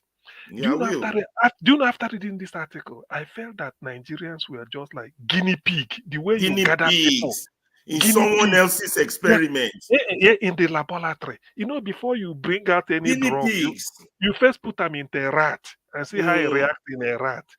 You say, this thing go kill human being. Make we watch this rat. Whether after doing this, the rat go fit a procreate. Let's watch them for 2 years, 5 years. Like you see, that's why the man came in 1998 because Abiola died. Nigeria was almost at the verge of, because they said, if not the civil war was the time Nigeria wanted to disintegrate, but after then, nothing except that June 12th election. So at 1998, that time the Abiola Abacha died, and the Abiola died again. Nigeria war, especially the week after. That's why they published this article. They know this. So when you read this paragraph that said, in the retrospect of 40 years, it is clear, that is 1998, it is clear that it was a grave mistake, which has cost many lives, and we probably continue to do so. So they know that we being together have cost millions during Biafran war, and it would continue to cost. To do so. You see, if everybody must read, when you read it, you know what make me angry? That nonsense we they teach us for school. Say, what's the name of that one? Mongo Park, discovered in Niger. Mongo Park was an intelligence officer for the British company. He just came to spy on the. Oh no, these people are. I say so. Which means these people just. It's like the way you bring two he go together, then go they do context. You go they watch. Yeah. You see, they wanted to create by bringing people of different ethnic groups together for them to use the resources to breed. Just like the Oyibo go say, bring one a black cat, a black dog, bring a white dog, let them crossbreed, and let's see what it will give. Then you go to watch. That's what they did here. But because they've seen since 1960 to 1998, a good 38 years, nothing is moving, and then people have died in their millions. They said it's now it is clear. You don't declare them as at 1998 that it was a grave mistake. Joining this thing and together. We that are in the experiment, we don't even know we are in any experiment. We just want a good life. We just want good life. This article, everybody should try and read it. Times of London. You see the British people, they no publish them until 1 week or 10 days after Abiola died. The thing come up. That is to tell you they monitor everything. So when they're monitoring everything, they said it was a grave mistake. You see, we were putting it in black and white. It was a grave mistake. They know now, which has cost many lives, and we probably continue to do so. Can you imagine? And this year, like Ferrari. Yeah. And do you know the Maegu, the dreaded Maegu, the one with dread? You know him? Yeah. Yes. He was when he came from the US. He gave us this brief you just gave now. He gave us this brief because I was working with Nix then, and Nix was in affiliation with Abiola's daughter. So I was drafted from Port Harcourt to come to Lagos to work for Nix. So he gave us those brief ideas. When he gave us the idea, I was just laughing. I said, this country will never work. So he said we should go and do more research. So those were the kind of leadership research we did, and we don't want to spill the milk out there because it's very volatile, and you have to be careful when you're analyzing it. That is why I was saying that all the Nigerian lawyers, with just 1% I'm picking out, they all know this issue. All the constitutional lawyers in Nigeria, they all know this issue, and they are not telling the people the truth because they themselves are afraid. They are afraid. Some of them are afraid because it's very volatile. It's very volatile. We are on a thin rope, and the northern people, they've been telling us indirectly through the tribe or their religion, but we are not getting it. So all the description that Lugard made was exactly, because that man made a critical research for 29 years, was exactly what the tribe that they are described, that is exactly the character in that tribe. Character, exactly. That's exactly. So what we need to do, that was why I was saying something. I was using parables. Sometimes people say, oh, no, mono talk like I be careful. Before I didn't wanted to go to this election at all. But when I was coming with that approach, that approach is too volatile. So let us exercise our conscience and go in. That's why I say this 2027, if Obi comes out, I will tag Obi the enemy of the state.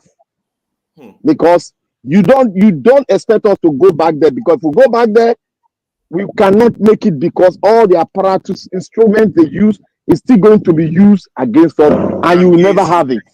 You can never have it now, because look at what they did in the court of law. A judge is telling you that don't obey the constitution. Police, don't do your constitutional district. I give you an order. Police, don't go there. Go home. Can you imagine that kind of lacuna? So they know all these things. That is a threat to the state. If you collapse the constitution, it's already a failed state when the constitution is collapsed by the justice of the federation. It's already there's no need for us to even debate it. When a justice of the High Court will sit and tell the police their constitutional right, that they should not do their constitutional right, they should go back. That is giving an order. That means it's giving an order to the Constitution of Nigeria that you cannot walk until I tell you to walk. I told people that this is an aberration, and those judges should be made to make account. And because those are the judges that are terrorizing the nation by not giving justice to the poor. They are the terrorists. That's what I told somebody. Somebody trying to attack Nnamdi Kanu. I said, you leave the real terrorists destroying your life, and you going after freedom fighters. You see, they are the terrorists. Authority stealing. Those are the real terrorists. You know, because there was a speech. There was a speech. We go talk Nigeria Matati, we tired. But there was a speech Falana gave some time ago because I was a member of CDHRO. I was a PR in Port Harcourt. There was a speech. He had problem with CDHRO. He had a very big one. I wouldn't say it here. When I was telling people that I know I'm a Oga, I know many things now. When they called him a betrayer, I know. Yeah, that's because he has done something. Yes, they know now. Almost all the activists know. Ones. Let me tell you where I know him. When he was still in Awolowo, in that small Awolowo house, in that small cubicle, when he was wearing Ankara, the go-kart. That's when I know Falana very well now. I used to go to his office every time. From when I moved I'll go see my uncle where they say opposite shrine. I go in office when I come out of school. I used to see him almost every day. We talk a lot. When he did that thing, when they brought a petition on CDHRO, that was when they opened the book. When I saw it, I not to talk. I just closed my mouth, just waka come up, because there are some things if you talk, you just waka, just keep that information for the future, for future purposes. I heard he represented Tinubu for the forgery case in Lagos. He represented now. They know what they are doing now.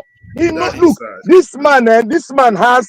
If you won't tell anybody who know about this Lord Lugard story, Falana, if he describe it for you here, if you carry something, go fight immediately. But he doesn't want other people to know. Now, let me tell you what he's doing now. He's trying to move away from the Nigeria legal service and push himself to the African legal service. That is why he's telling you that. And I asked the question, I say, what is your business when your house is on fire? With African legal service, with Kenya, what's your business? Never do your own. You don't have a constitution. You don't have a constitution. Your court judges, they are telling us that the constitution is irrelevant, that we should obey them, and you cannot speak on that as a SAN, SAN for that matter. How can we say we have SAN in that country and you have a constitution that says you should go and swear someone in before you finish a trial? It doesn't make sense. Let me leave them. Let me back. This article I shared with you people, these Times of London, most of them go down read them. and they Of course. Of course. In July, say why this thing is significant. Then they continue to gaslight the people. You know why this thing is significant is that look at the time. July 98 was the most critical month in Nigeria. After Abacha died in June, Abiola died in July. So everybody was just like every day. People are looking for news. What do we do? What do we do? They published it. So a lot of people must have seen it. And look at where we're there now. They know. Saying it's a grave mistake. Make everybody they know they do what they do. All I know is that as the country they go, all of them. Ferrari. You let me take your mind back when the 2023 election was coming to place. When we were going through gradually, then when forefathers were saying some things. That one. I just went off. Go look my book again. Those are their voices. That's why I told you that he's not a Nigeria because he don't know Nigeria history. He don't know Nigeria history. He don't know anything about Nigeria. That's why I told you that he's not a Nigerian. I have my doubts. Listen, he doesn't know about Festac. He doesn't know about things fall apart. He doesn't know about He doesn't know Chino Achebe himself. Cannot speak pidgin. I said anybody can be a Nigerian. Now all you have to do is Google it and Wikipedia it. In fact, I wanted to what Ferrara said. He took it off my mouth. I said, for you to be a Nigerian, you go pass Ferrara test. Number 1, you go discuss Festac 77. How you don't know? That's all now. If you know, you must discuss them now. If you know, then you never hear of things fall apart. Never hear of things fall apart. You never hear about it. And then no speak pidgin unless you are raised by the wolves on the moon.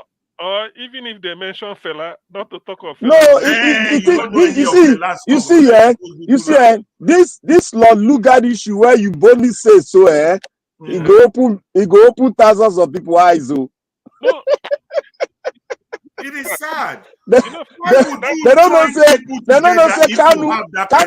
Kanu don't get this extract since he put them down. Now make your annoyance grow up.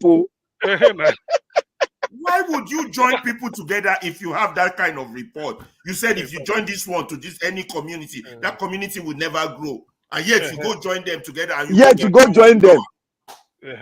You do the research 29 years on them. And then the one where you say community no go grow. Now that one you can't give power. Yes. you see, you never finish now. So after joining them, then you come there one kind, they watch them. They watch them like lab rats. They sponsor, go and read more, CM. They sponsor that civil war. Exactly. Now, CN, Ferrara, you now know why I'm telling you that people then that when they were arguing that, they want to Islamatize. I said they're not going to feed Duam. Because what they are after is that mineral resources. Mineral resources. That is what they are after. But people don't know this. They don't know the history. I pray. I print that thing on paper. I'll start to distribute them for my playmates. They learn them. Mineral resources for the past 800 years. That is what they are after. Now they are listen, Black Panther. They are now not just mineral resources or CM and Black Panther. They are now harvesting human resources, like literally harvesting. Yeah, that's true. That's on paper. It's on paper now. The media, the international media knows about it. Human resources, apart from the mineral and the natural resources. But people were scared. Yeah, they were scared. They want to Islamatize. Look at Lebanon. They've not been able to Islamatize Lebanon as it is today. Today, they've not been able to do it. We got to, Like this is easy. We have enough mineral resources that will take care of Africa. Keep quiet, my people. Make we all of us talk more. Make we not keep quiet. In fact, let me put it this way. You know this letter where I share with you now, this Peter Smithers. I better put that letter for this. I want to get that from my archive too. I don't copy them. I don't put them in my Word document. I don't send them to you, Black Panther. Don't worry. I don't okay.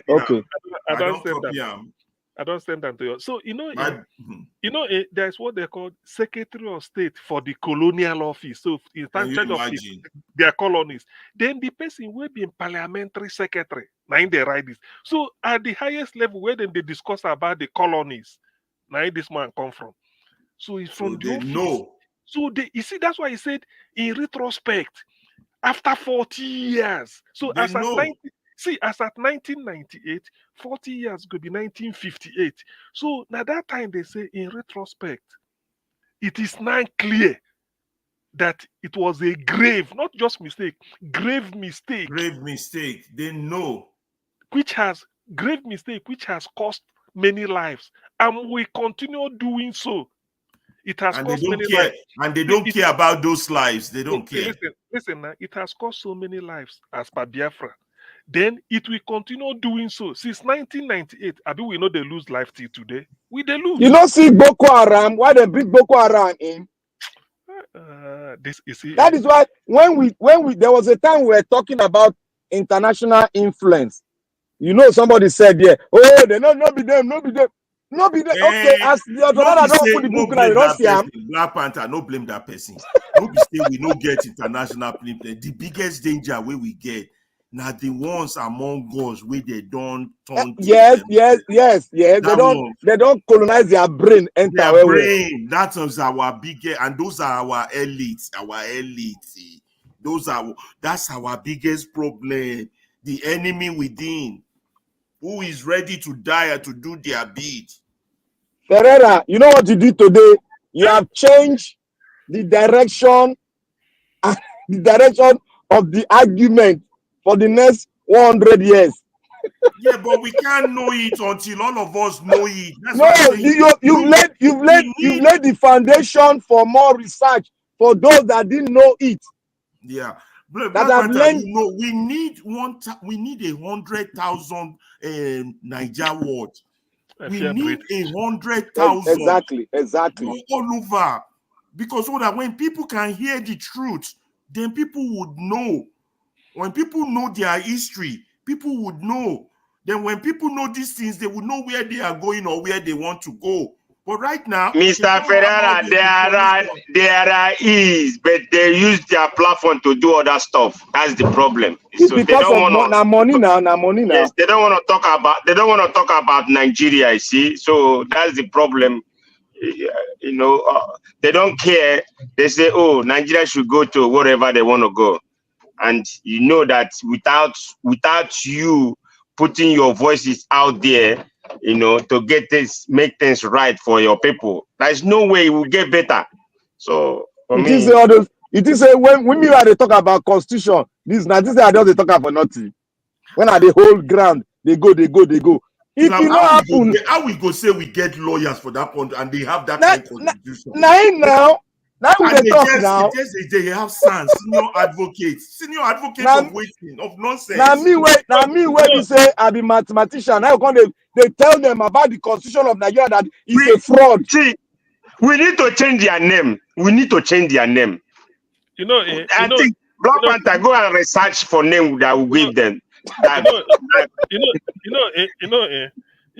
If somebody wrote a book, say, let the truth be told. If the truth must be told, as a lawyer, the day you are called to the bar, you are pledging allegiance to the Supreme Court of Nigeria. That's why they say barrister and solicitor to the Supreme Court. That is the highest place you can adumbrate. Isn't that illegal? Shouldn't they be pledging allegiance to the rule of law? Hey, listen now. Then the waiting go lead you there in a constitution, because that is the highest law in Nigeria. Yes. And as useless as that constitution is, people from there become senior advocates. Because for you to be senior advocate, you go on they talk about that constitution up to the Supreme Court level. Sure, you see, yes. Upon you know, say that constitution, but you go there carry them. Go Supreme Court, they argue, and then on that thing, you take and become senior advocate. Because for you to be senior advocate, you must have argued so many cases at the Supreme Court. Yeah, in the Supreme Court, yeah. So now that constitution, Now you they carry go Supreme Court, go they argue. So on the basis of that year constitution, you don't become senior advocate. You see that? It is sad. It is very sad. Nigeria na fraud. I don't talk Real now. fraud. Now crime scene. The thing about Nigeria Watch, the analysis we they do here, we don't they bring anything new. We go to analyze at all. Hey, we don't they manufacture. So if you ask them, said barrister and solicitor to the Supreme Court of Nigeria, what does the Supreme Court believe in? Constitution. Then for you to be a senior advocate, you go don't, if you like, go they argue for Owerri High Court till you die. You're not going to be signed. So you not ever be. You don't ever be signed. You must make it. You must go. They go. I think how many cases are Supreme Court? Even that son now another part of discrimination. It's all lawyers supposed to be lawyer. No be this one be senior, no be junior. That thing no make sense. Now that part of that big manism. They supposed to eradicate him. And the thing where they vex me pass. He there for other countries. You know there for America. I don't know about England. You know there now.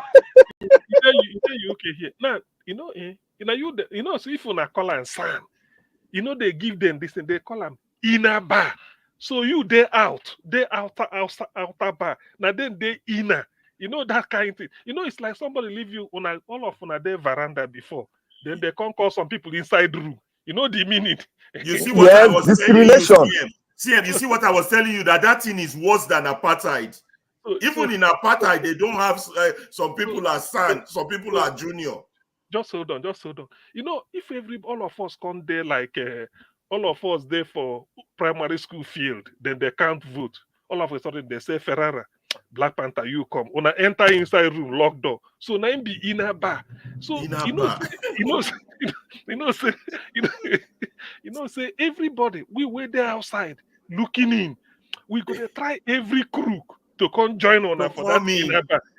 So after you don't go in, come out. You go to say I'm a son, I'm a silk now. So you go there. If we there somewhere they talk. Upon saying that primary school field, all of us gather. So if you come back there again, I go say my senior learned colleague in there silk. Me never be silk. So now to enter inside that, let's call him inner bar. Say you don't become a member. Nigeria can respect them. Dr. Sien, I want to ask you a question. Can somebody be like proud that I'm reading I want to become a lawyer? Can you be proud in Nigeria? They are proud now. Let me tell you. They are big men now. They are proud, but they're not supposed to be. But let me tell you. Now this guy just graduate now. This activist will be VDN lawyer. Let me tell you how let me give you this answer, because sometimes I don't like to manufacture my own. Make I use others. There's a man they call Dr. Marcos Tibet also. And they like to listen to his prophecies sometimes. When the man charge like this, they talk. So many things they come in mouth. You know what he talk? He say lawyer na the junior brother of arm robber.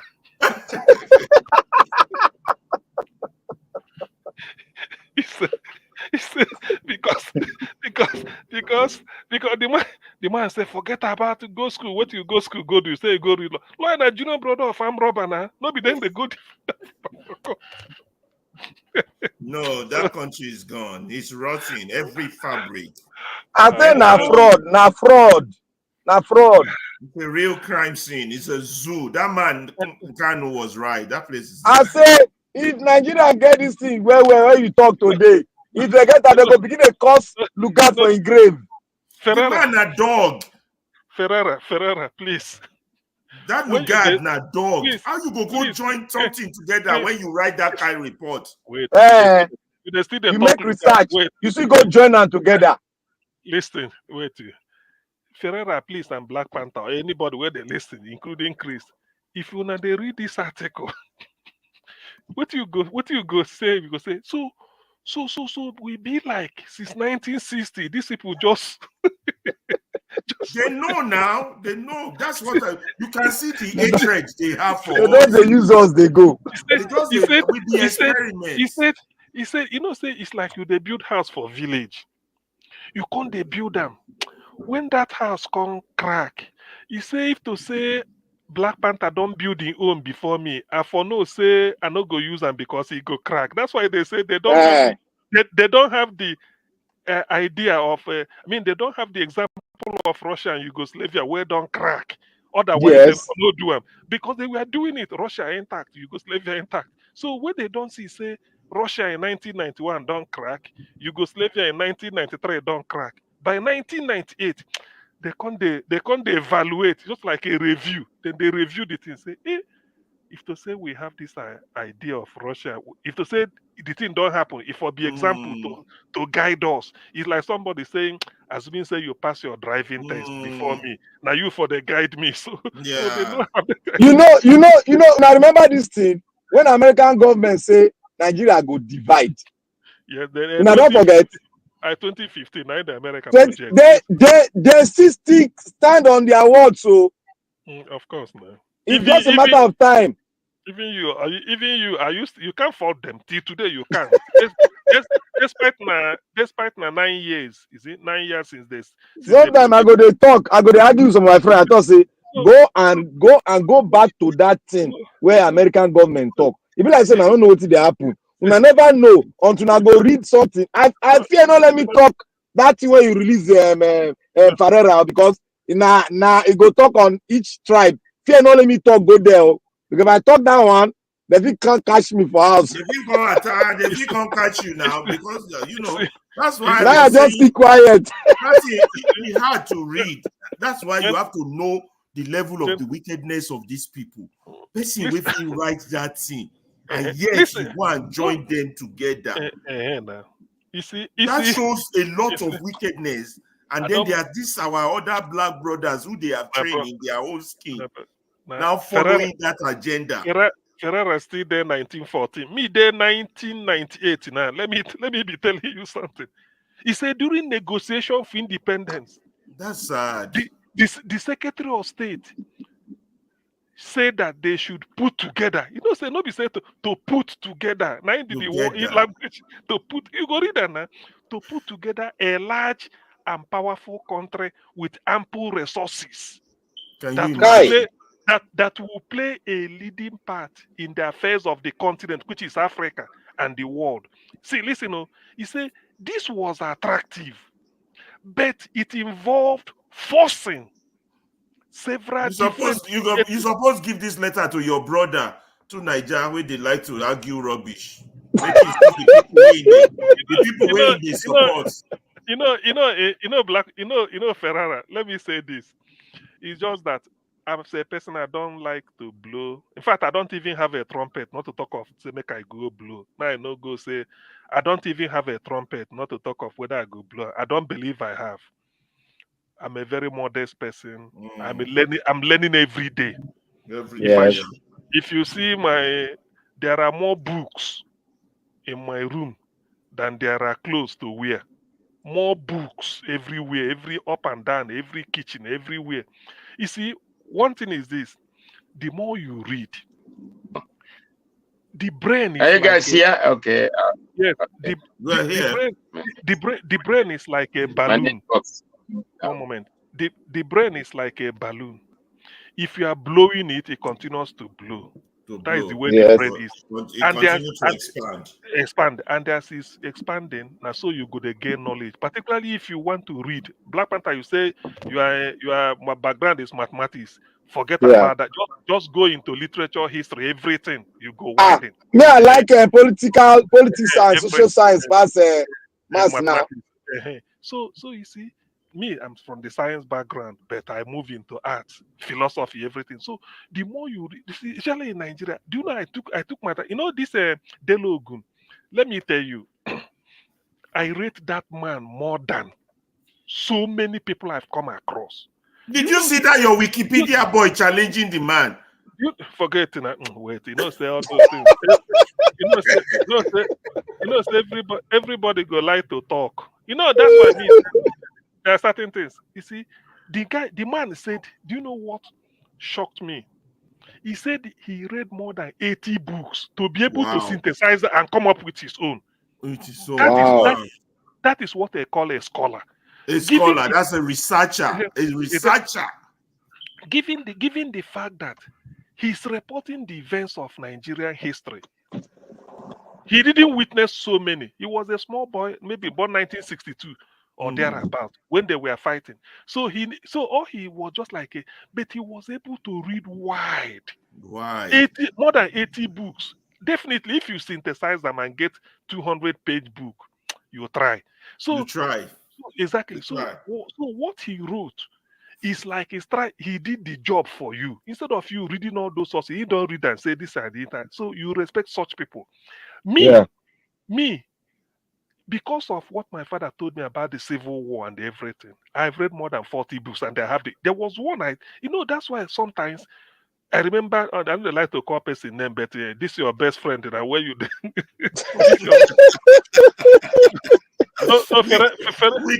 Wikipedia genius. Wikipedia. Now Google specialist.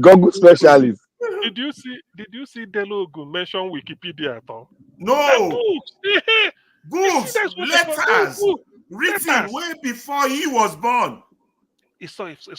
You know when he mentioned this H.O. Davis. H.O. Davis became a lawyer in the 50s in London. Called to English bar. H.O. Davis wrote the book 1958 before independence. He said that book is called Nigeria, the Prospect for Independence. So he now found out that this is what the British planned they want to do. And that H.O. Davis book, now 136 pages, very small, but it's out of print. I searched for him, immediately mentioned the name. I searched for him, that out of print. So the man don't see the way it was programmed, that they are using it as experiment. So now when that civil war can consume much more people, millions, albeit in the Igbo. Then after 1970, we come to die gradually with my vaccines, religious riot in Bauchi. They buy, they go. June 12 comes, some people buy with it. Then after that, we continue. That's why he said, that's why the guy said, we have lost so many lives, and it will continue. It will continue. It will continue. And that is it. Abi person know that person not buy for Nigeria today. They know. See, all these people waiting for politics, where they know all these things. They know, but they don't want to stop it. But the question I'm asking myself, of the peanuts they are getting because of the peanuts. but the question I still ask myself, I said, the way it is going, we are sinking. Do they want to sink with us? No, they already have another passport for another country. All of them. They don't go buy them. Because if the country they sink, whoever take over to form that liberation, it go all of them accountable, and they will all go into the black book of history. They all have second passport. They have another country thing where they get where they want run to. They all of them. Ferrara, remember, whenever we are with your best friend, immediately you tell them that Nigeria, we are having difficulty, it's not working. He go just jump up. You will push the agenda of the white man. He go push him. He will just jump. But you see now, but the white That's man, why I'm asking you, send him this letter. see. The white man who is central to giving India independence between 1952 to 59, 7 years, he was the parliamentary secretary to the Secretary of State. He said during negotiation for independence in 1958, that's why when he get to 1998, he looked back to say over 40 years. So this thing say it was a shocker. Bad plan. It was a grave mistake. Grave. He said it was a grave mistake. Grave for a white man to you. The question why I ask all of us here, be say, Zeke Awolowo, they don't know about this research. No, they don't know about the letter. It was in the archives. It was in their CIA, British CIA document file. It was not open to the Africans. They never did. They didn't know. It has not been declassified then. They didn't know. Say Black Panther. If God keep Black Panther, they didn't know. They didn't know. It was Wow. in secret. It is where personal letters he wrote directly to the Queen to keep in the file. To say, okay, you know, they send him down here for a job, and he's just doing the job. That Doing the okay, job, the people you send me to go observe. It was like their CIA officer, top-notch intelligence officer. Black Panther who came to make recordings on how this place will benefit them and what they need to do. That was his job. Lugard's job. Black so Panther, and constantly on a regular basis, he writes his report and send it through secret delivery to the intelligence office of in England. It's true. So Black Panther, if God keep us alive, maybe in the next 20, 30, maybe 40 years, then go declassify information about Boko Haram. Now there you go know. This Nigerian are real fraud. A total crime scene. You know, see, listen, Black Panther. Let me tell you, somebody like me, when I tell people I read, I know they use and. It's good to read though. It's good to read though. See, when I now about 40 in about 40 years, if God keep us alive for 30, if we are lucky, yeah, they declassify information like this. You know, this thing is something that happened in the negotiation to independence, 1960, because the chap was parliamentary secretary. That means for every decision that affects us, they have a say.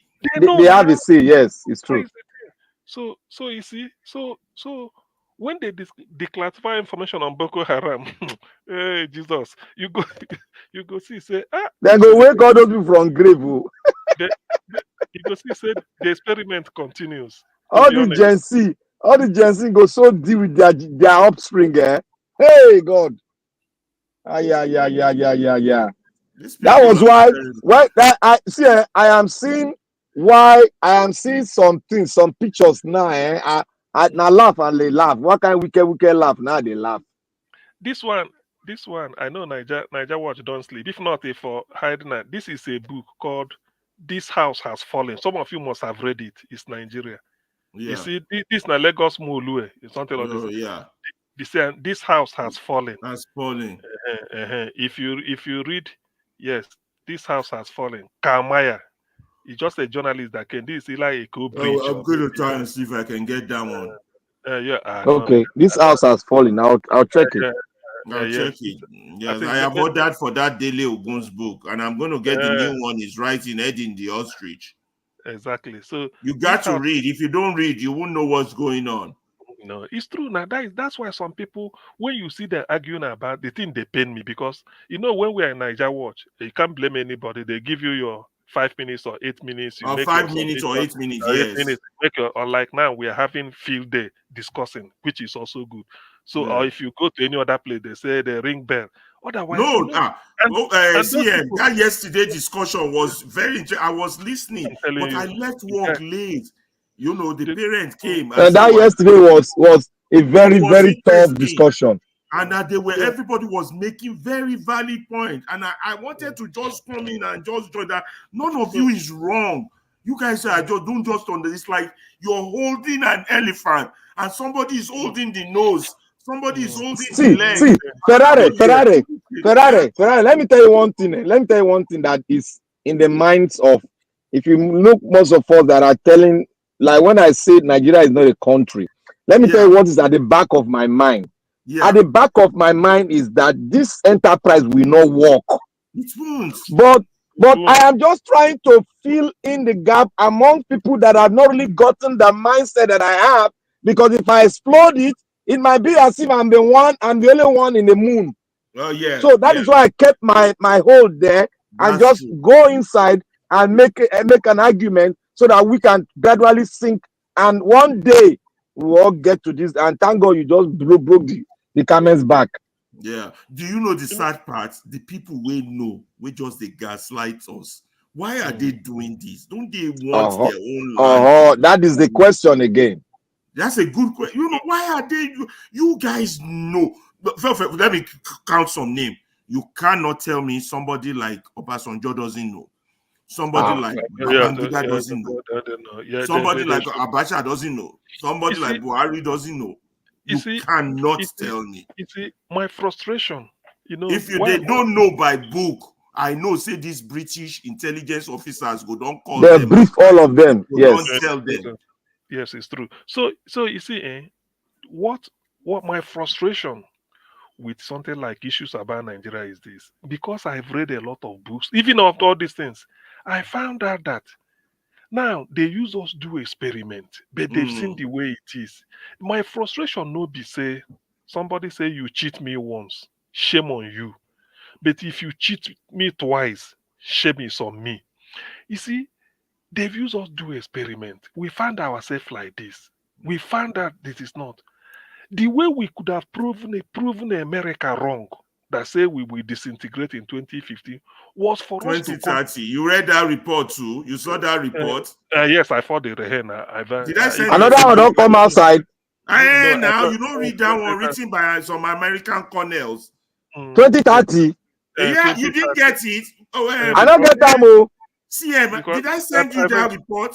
You didn't, but I think I read it somewhere. You have it, I beg. Send that to me, I beg. You don't have my number. Do I? I think I do. I have your number, but okay, you can send it if you check. If I beg, send and go CM. I can send you that report. Send it to me. Send it to me, Ferrara. So I like to read all those security reports. America wrote a report about us. My question is, why are they writing a report about us? They remind us now. Yes, in a way, it's like that's where I'm coming to. The frustrating thing, the frustration is not really that. Somebody may say, my father built a house that the structure is wobbly, and you inherited it, and you still want to live in that house. If you are making effort to strengthen those wobble foundation, all those things, and it's falling in shape, even your father will build the house, will be proud of you wherever he may be. Yes. He say you see him, he go say, thank God these people are correcting the mistakes I made. I'm no longer with them. But the thing is, in an attempt for you to repair the thing, your brothers and sisters will not get them together. Go they say nothing, they okay. You see? You see where I'm heading to Black Panther. People go say, yeah. You know, some people feel say Nigeria don't need to be tinkered the way it is. Make it there like this. Say you know. Make they enjoy it like that. It go better. Make we do them every 4 years. You go harakiri. Then INEC go select who they like, announce, go who to they court. like. Oh boy, like that. That is the thing. See, that is the frustration. That's why I use the analogy that their father built a house which was leaking everywhere, and you people saw it. Your father will be happy, say, "Oh, my children was able to sort of correct my mistake and my mistakes." And they make the place livable. Sorry to interrupt you. Did I code it as Umenejiego or that yes, was not? Yes, it is. Okay, perfect. It is. So you see, so your father will now say, "Oh, the mistake I made. Thank God this house, you don't kill people tired, but they were not able to, sort out all those errors and they are living in it happily." But the frustration I'm having is that if you call those people well out of all the inhabitants, come round the table, make we organize the thing through constitution. As we go, they say no. Everything. They say no. That is a frustration. It is a terrible frustration, oh my brother. How can you have a big, huge information and people are willing to part some things? Let us get to the round table. Even when we got to the round table, we spoke. Your brother came and threw it aside. It's true. That's a very funny thing. For how long do you think that the generation you are handling the power to, do you think they can be able to manipulate and hold that power? Yeah. Thank you, Ferrara. I don't see him. Yes. You don't see him. Send them to Black Panther, making read. I better send them to you. Ingo read. I need to read them.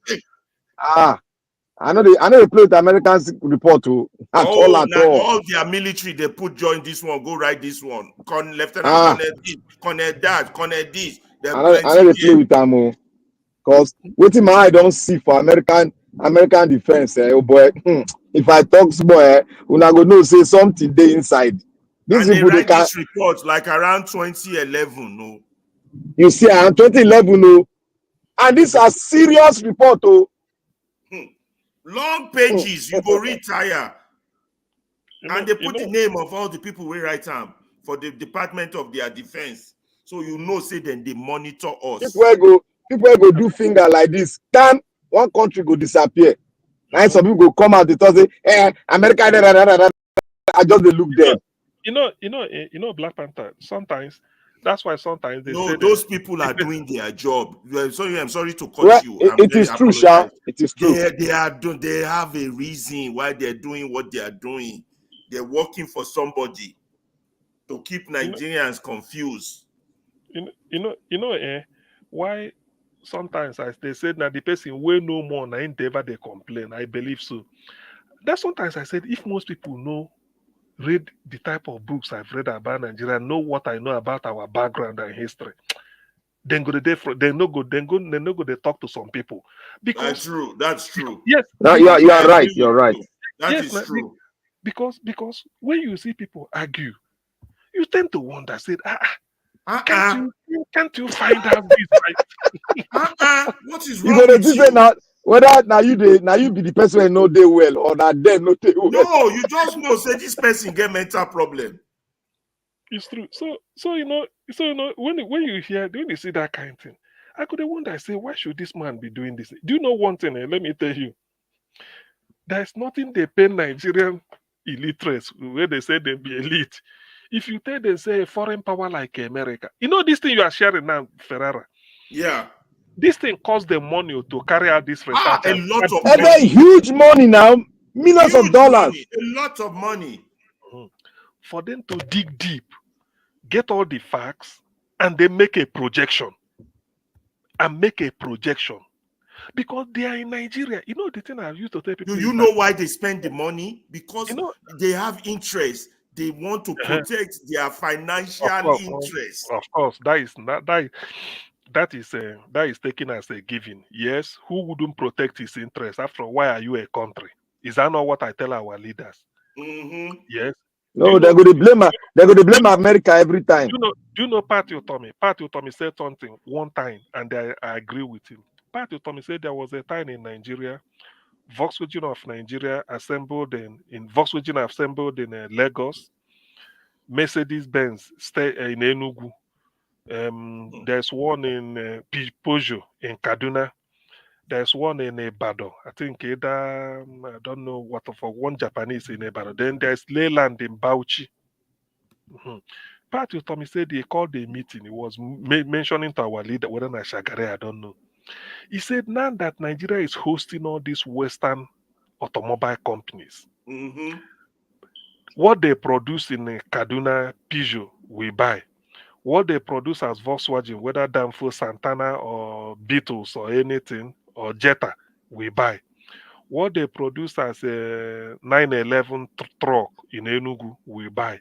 What they produce as a stayer for Caterpillar and all those tractor for farmland, we buy in Bauchi. The one they do in Ibadan, I think is Ibadan, he said that Leyland. Leyland. He said we buy. He said, let's call them and say, now, you people will do us a favor. We have rubber plantation in the Midwest or Edo State or Delta. What we want is, we want to make sure that our rubber, we manufacture tire that you people will be using here and using it in your home country. That is to say, France for Peugeot, Germany for Mercedes, Germany again for Volkswagen, Steyr is I think Steyr is Britain, then Leyland is either Britain or something, then UK. He said that is one. Then the second thing, you people will help us so that we can be marketing it all over the world. Only rubber from Edo. He says so that when we cultivate this rubber, we know that the value we add to any vehicle, anywhere in the world, not be petrol again, but na rubber, na tire. Now, can you imagine tire? Say the tire they use in all the cars in America or whatever, the rubber comes from Nigeria. Do you know what it means? The tire, all the cars they use it. He said, Pat Utomi said, this is how you strike a deal with the white people, they respect you. They respect you. He said, we are hosting your assembly plant, buying from you, which is good. You people are making money. Then the money we want to make, we know what we want is because we have rubber here. And that rubber is rubber plantation, rubber is what you will use to manufacture tire for all your automobiles. He said, why not do it? Then Peugeot will be telling the French government that henceforth we'll be exporting rubber tire from Nigeria to France. We'll be exporting the same thing to Germany, to Japan, to all these things. He said, by the time we are doing it, all African countries, he said Nigeria can live on rubber plantation alone. Rubber, he said rubber, because we've got a market for it. So this is the type of negotiation.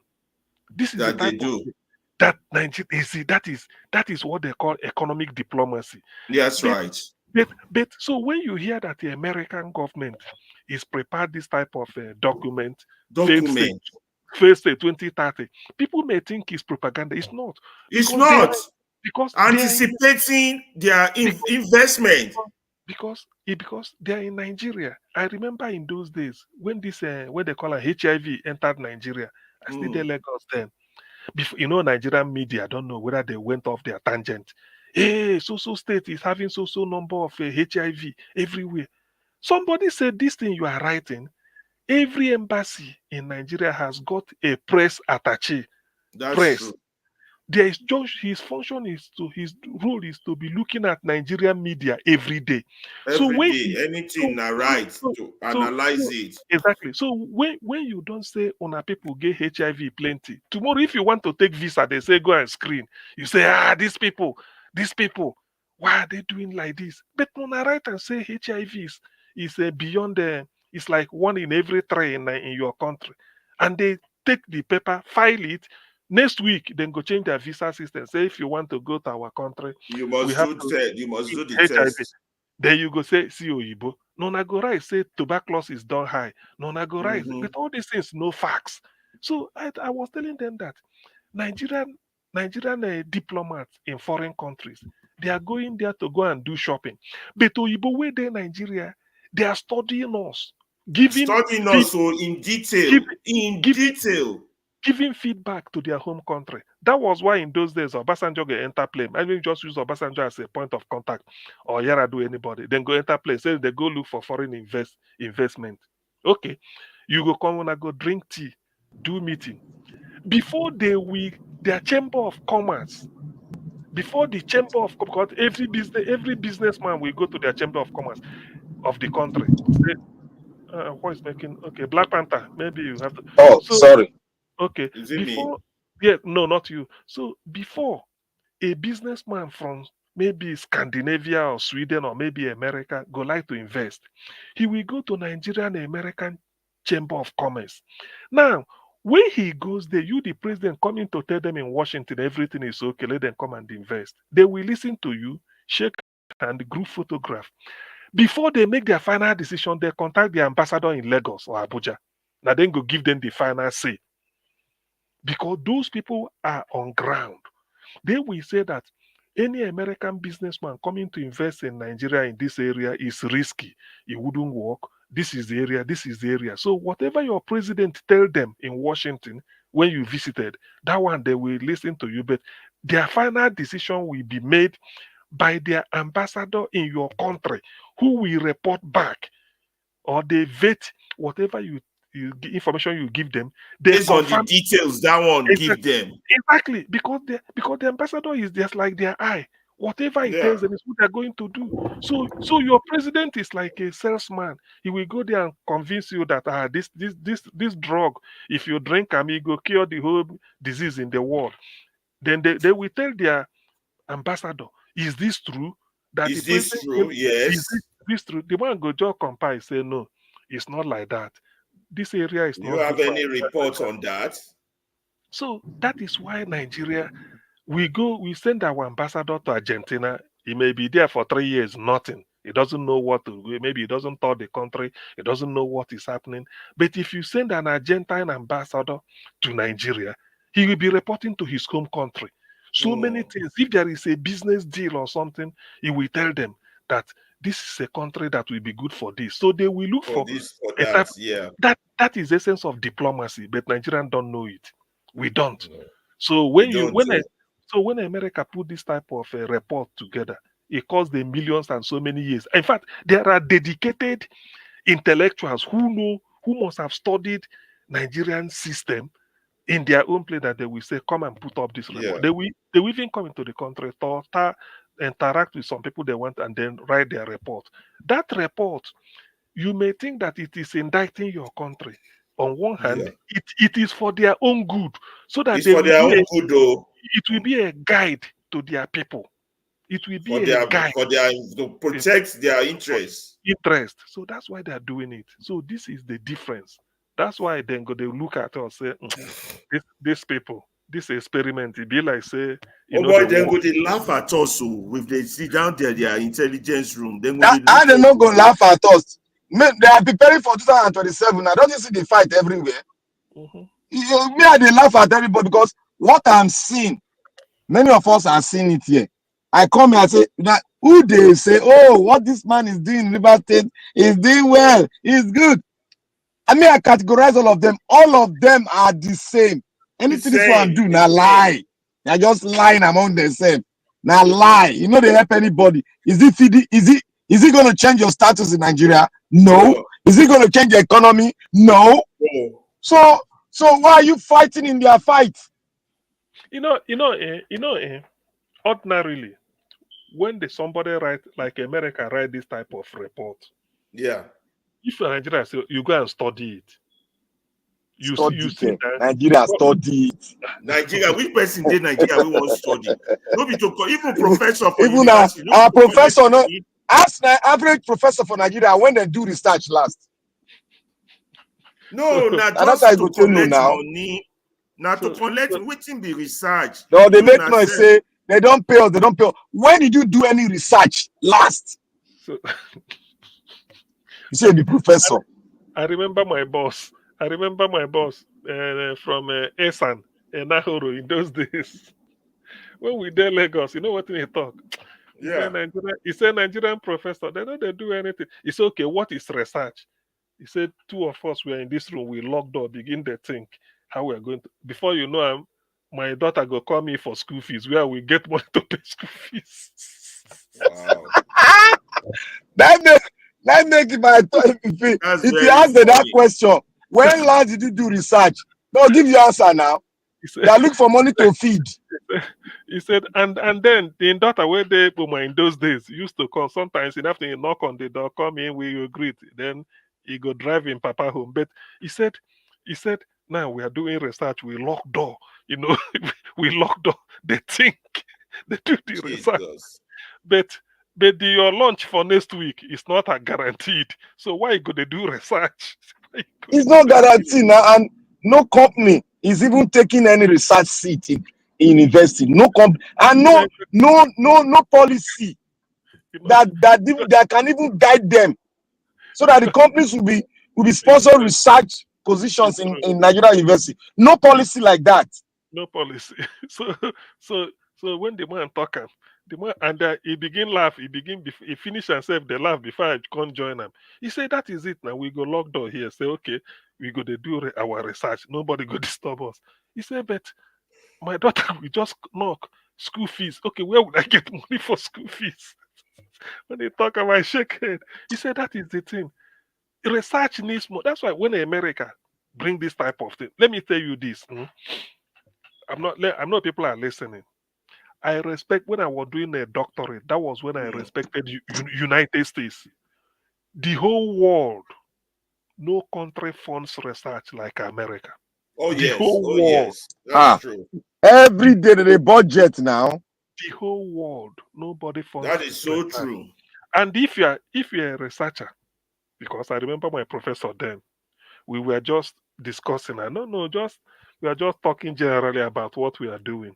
One of his friends just smile, come open door, stand for door, just they smile. He say what? He say that in paper has been accepted by American journal. That's why he just look British. No, it's true. I'm telling you this. Not a lie. He said, I said accepted. He said, hey, he said, that's good, congrats. It's only that they wrote me back, said there's a paragraph that I should review. I should sort of recheck for them before they go to the press. So the man, my prof said, that's no problem. Now you will do that. He said, I've shot. I will send it by tomorrow. I will just check my references and this. It's just a happy American journal. So can you imagine? You see, no, it's true. No, it's no. I know they talk now. Can you see the joy in his heart that what he has produced, he accepting it?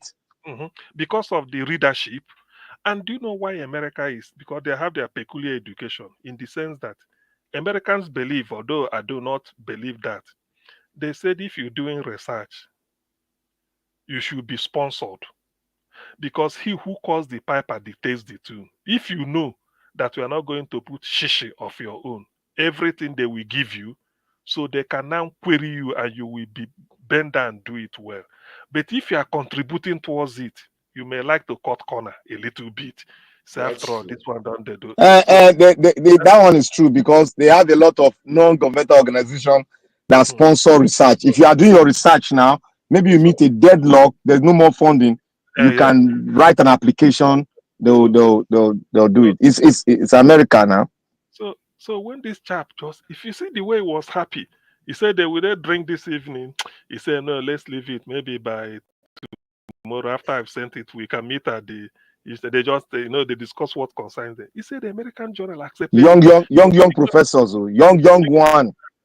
Because he wants what he did in the UK to be read by American academy, American researchers like it, because when there's a journal you put in there, everybody goes wide. So he said he wants them to read what he's doing here, and for them to read it and they accepted. Said it's a plus to him now. Yes, he said they will publish it, but they needed him to. There's one paragraph they refer to say, please just clarify this quickly, then quickly bring it back quickly so that we can send it to the press, so that it will come out with the next. Journals come maybe monthly, some every 2 months, some. He said so that it will come out with the next this instead of delaying it again. The guy just because of that email they received, that email, now he can't smile. He said the article has been accepted by American Journal. I shake head. You see, so with that in mind, you now see why America will do a research and say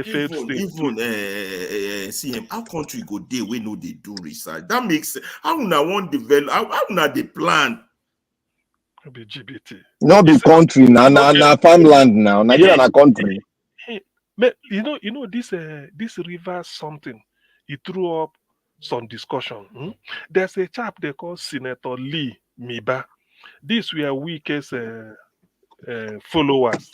Before this thing, Wike showed them pepper, then they leave and then come move to Fubara side. Lee Miba is Ogoni. They never produced governor before in River State. So this guy, these are people Wike used to play against Amechi in those days. Now, do you know what the guy said that shocked me when they were talking about local government election? Lee Miba said he has monitored the election as has traveled to Botswana and South Africa, Kenya, Tanzania, and Ghana to go and monitor election as part of African, this thing where Jonathan go. So he follow go. He said within shock and he said, Ghana, they conduct the election in a weekday on a Wednesday. He said, you know what it means? People, they go work. Just like in UK, you vote, you go to your... You go vote, you just go work. From lunchtime, you go vote. But in Nigeria, it must be on a Saturday. Yeah, because we get confused. No, it will be on a Saturday. No, listen now. It will be on a Saturday. There will be restricted movement. Then go reinforce the police where they the area with maybe 35,000 battalion. Go come down. Yeah. Can you imagine? Can you imagine nonsense? Like they came to Edo. Then go budget billion to feed them, including the people where go carry horse, police where they do on top of horse. Everybody. And the money na IG in the pocket time. Listen, it could be like a war-torn area. In the end, the election no go dey credible. And they're not going to do anything. They all sit down one place. They'll say police are on it, are on top of it, on top of it. They don't move at all. Black Panther and CM. I want to ask my last question before I don't come out, before I go chop. Hey, all the money where all this our intellectual elites, the pockets, the waiting then they do it. It's just I don't know whether it's a stupid question or just no. I go answer that question now. If you no, because me, I know they see for them body or for them. I'm sorry, apart saying maybe they build house. My own answer is my own answer is here. Why I ask is this: Black Panther and CM here. If person get money, you go see them for the business with that person they do. Exactly. You go see them the time investment with that person put the money into. So all this one still billion, that one still billion. See, where they go for now. The answer now like this. Make I tell you, the answer now like this. If a thief, if I'm robber now, go thief for bank. Yeah. You know, say if you don't thief, he go hide the money. Yes. Then he will come the flat town for go another region, go the flat town, the wear agbada. But the money, if you don't flat town, you go buy house for somewhere. You go carry girls. You go begin buy house for girls. That is the joy they derive. That's the joy. It's like getting addiction.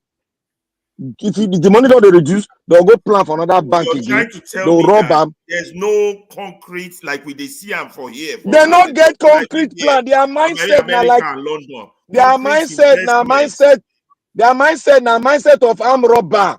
It's just that they're on a higher scale. That's you don't know when I need a thief for beneath that time. He do anything. Actually invest that money. It might help the country. They know they invest. When I need be armed robber, when I need to do armed robbery, that for beneath that time. I need to go rob finish. You go carry money to spray for poor people. Yeah, but I'm not talking about that. I'm talking about the big politician. All this one take. Yes, that is that I'm telling you. That the thing I'm telling you now, they are like armed robbers, but they are on a very high scale. Their money is very huge, but the way the character they have is the same character with that armed robber of Anini. Anini will see money, go build house. He go for party. He go to spray money. What? Not be that they do. Carry woman, marry woman, get belly everywhere. Not be that they do. What are they doing? The money itself does not go to the second generation of their family. They don't care. They don't care. An armed robber doesn't care about the next generation. See, Black Panther, somebody that ask you whether you don't do armed robbery before. I saw that comment also. I did Nigeria where I need a rob now. When I need a rob, I need a rob. He carry police for pocket. He carry army for pocket, and he bring down some army. That is say he bring down some military. That is the same way our politicians they do now. Somebody argue against your point. He said no, that because life they expensive for them and for Niger, so they're spending the money on the maintenance of that lifestyle. So armed robber they spend the money on the maintenance of his own lifestyle.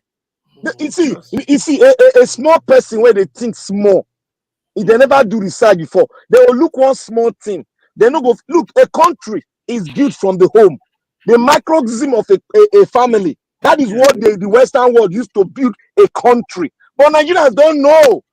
They don't know. That is why America is spending more money on families. Because there are no small scale business they can really invest in. They know they invest now. They are addiction. I want, because we are doing analysis. I told you what Senator Lee Meba said. This is a senator in Nigeria, where because they Senate again, you go monitor election in other countries. Come the report, say even Ghana they do election on a Wednesday, where we never do in Nigeria. Now, what I want us to imagine is that, let's say we put our election on a Tuesday. Yeah. People go buy now. One all primary schools they go they go buy people anyhow. You know what they talk. You know what they talk. And it's like they put it on a Tuesday, allowing it just like a normal Tuesday. Banks go open, people go Danfo go they drive, everybody just they go in, and then go they do election. Do you know why? because the primary school where they go there in session. So it's better you do it on a Saturday. That is their own. But see, look, Nigeria, now the other, the world they go straight like this. Nigeria, as the world they go straight, Nigeria they come opposite direction, come into the world. Opposite direction. Look, they know say if you come this if you come election for their hand, they no go fit see money thief again. These people, they are so addicted to stealing. It's like I'm robber now. It's like prostitution. A prostitute, you go take the money, do anything. It's the addiction that does not. It's not the addiction that worries me. It's the lack of foresight and vision of what you are doing. Foresight far from them now. So which means, foresight far from them. Which means, wait, we're gonna do analysis. They go. Which means, America, November 5th could be the first Tuesday after the first Monday in November of an election year. That is that Tuesday, everybody things go they move 20, the way. 20, we have 28 days left. Yes. Then Britain never do election on a Saturday, can always be on a Thursday. And that day you go your normal I think in Canada the same.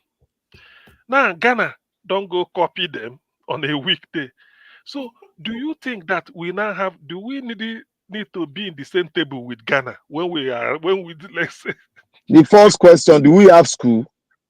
No, wait, no, you made it. Wait, we are talking. Now the first question. I would do that poultry house all build everywhere now to call school. So wait, even if na poultry house, why we not do election on a Monday and see where you want put the ballot box? Listen, see, Ghana they do festival where Americans they go every year, Afro Chilla. And they rob them, then go rent hotel, then go do everything. Ghana, thousands and thousands of black Americans, they go there. Their president, this Kofo Nana Dankwa he went to US to address the 50 governors, just like a conference. He told them that as Americans, all you need to come and stay in Ghana is get your flight ticket and get the money you are going to use to lodge in a hotel. No visa. Just come and stay as long as you want. If you enjoy it, you buy a piece of land, build your holiday home there. Any day you are tired of America, you come to Ghana, it's your next home. Do you see it? And they clap. Listen, they clap for you. And a lot of dollars go enter Ghana like that too. Look at you don't enter now. This is a country that is sure of himself. That's why the president, when this happened, they are not making it up. Now, can Nigeria, our president, go there tell Americans? Okay, Omonile na you go first will later. I want with Boko Haram when full everywhere they kidnap. Now go come here. They don't tell us we go no travel go America. Already American government don't tell all Americans don't travel to Nigeria. Don't go to certain place. You want to go buy house for where? See, I imagine now Omonile now you go show that American after I finish building the house. Now your Omonile go come say he won't collect you. You see, I just picture the Nigerian president, whoever it may be, going to Washington or maybe New York or somewhere in Chicago, where the Americans governors are meeting. They say they have somebody will address them, a stand up, clear in truth. And then what you want to talk? if you read things fall apart, but you know Achebe can tell stories. If you read things fall apart, Achebe will say the old man get up, adjusted his lion clock, and then cleared his throat, and then intoned from.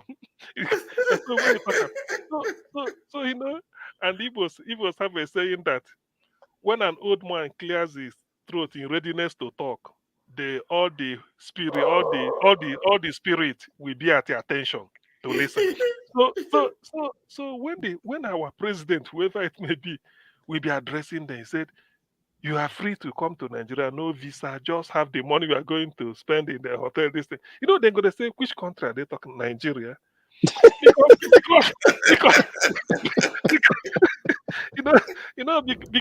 because after I finish, maybe the mobile phone they use now, then go call the ambassador in Lagos. Help us check whether something don't happen there, so that we know what this man the yank here. So, then go say, is it the Nigeria we know on another Nigeria? Now you there. The man go tell them, say, no, don't listen to him. And that our president will go there. If you see a star code, how much it cost us for that trip, you go surprise. You see one thing that shocked me most, Yeah. with our lawyers, that this man woke up one morning, he said national anthem change. The lawyers just kept quiet. Nobody sued him. Nobody talk. Even Falano, all of them, they just kept quiet. They change them immediately. They just change them. They begin to say, oh, it is the duty of the fair. When they don't change, they just say it has to go through parliament. What the heck are you people talking about? Is it after the bullet has gone into the skin that you now prevent the person from holding the gun? It's so messed up that the Attorney General of a country is coming out to say you're charging protesters who are constitutionally guaranteed protests for treason. What does that tell you? Can you imagine? That's just a laughable joke. That just tells you. Very okay. Now, before they'll say internet stalking, when they call that, they say stalking. They call it stalking. Now that they've removed the law on stalking, you know, since they don't go down now. Before any small thing you talk, or say you are cyber stalking. How are you in any boss 2 months ago? Every day cyber stalking. You know, now they've removed it. I don't know why on a 2 day game. See, my own is to let's just provoke thoughts because people are listening. Man, have you ever heard that Supreme Court they deliver judgment? Supreme Court of Nigeria they deliver judgment. Lawyers they sleep. Everybody where they the court they sleep.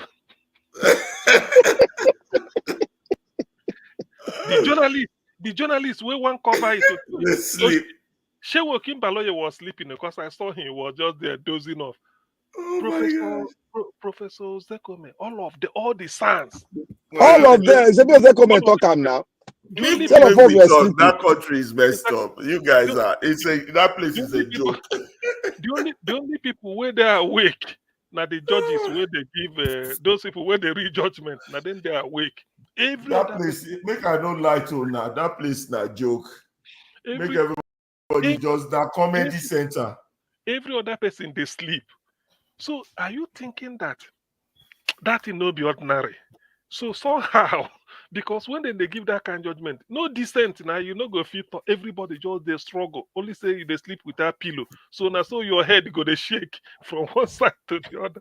So everybody just they sleep. The first time ever I had that place is a joke. They are giving a judgment, the ruling by the Supreme Court. All the judges, including people who can argue case, everybody they sleep. Everybody. And even the case, the Supreme Court they never finish the judgment too. They never finish them. They never give the main judgment too. They never talk what happened to 25% of Abuja. No, they say na normal state. Abuja is like any other place now. That's who said so? Is it the constitution or been at them? No, na their interpretation. Now, you know, say na them they interpret. No, and all this SAN, all of them gather their head for one corner. See, Black Panther. Do you know why you go to court? It's not that the constitution is English. Now anybody can read it and they understand. But now the to spirit interpret. Of the law. Now you na the letter. Whatever you say, na the letter of the law. Now the Supreme Court will give you the spirit. Now this thing now. No wonder my constitution. Not be the same constitution for America. If say before a judgment, if you commit a crime, everybody don't know. Even now the press go to say now 35 years they go give and they might probably give it 35 everybody years. Don't that know. Each count. Everybody don't know the judgment.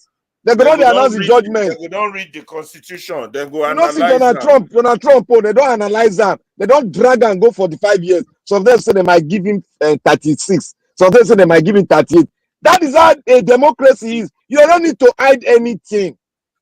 Not because they use biro and pencil, right? So we don't know English again. A man go, if you commit a crime, the constitution say if the crime is stealing, you go to 1 month. So now that one they use spirit they interpret. Now you sabi grammar. That just Yeah, the now thing. you Why sabi go- grammar. They get their own thing for them. Now you Where sabi they tell grammar. them how they want to do it. That's why somehow when we they talk all these things, I used to tell people that if you dey expect me to manufacture something, no way. But now those beats, now you go they pierce together, I take the reason because that day, the first time ever Supreme Court they give judgment, all the judges, all the lawyers, way full there, all of them they sleep. It's not ordinary. It's not. All of them they sleep. Uh-uh. Which kind of it's just like say they play football match World Cup final. When they blow whistle, all of you begin the punch stomach, life or field. It's not ordinary, man. You don't even kick ball at all. Everybody, you don't even know where ball. The opponent is just they score until they stop the match. And I go. So that is the issue. So so the way it is, a typical Nigeria then go wave off American 2030 failed state. Then go. The country is a joke. Yes, say Nigeria they wait for the 30, they wait for the 30 years. More look what go happen.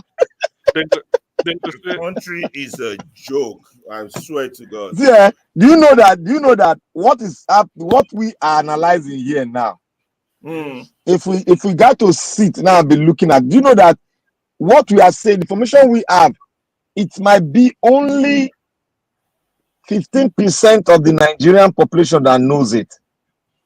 They don't know that they are on a time bomb. Wait. You say 15% of Nigerians.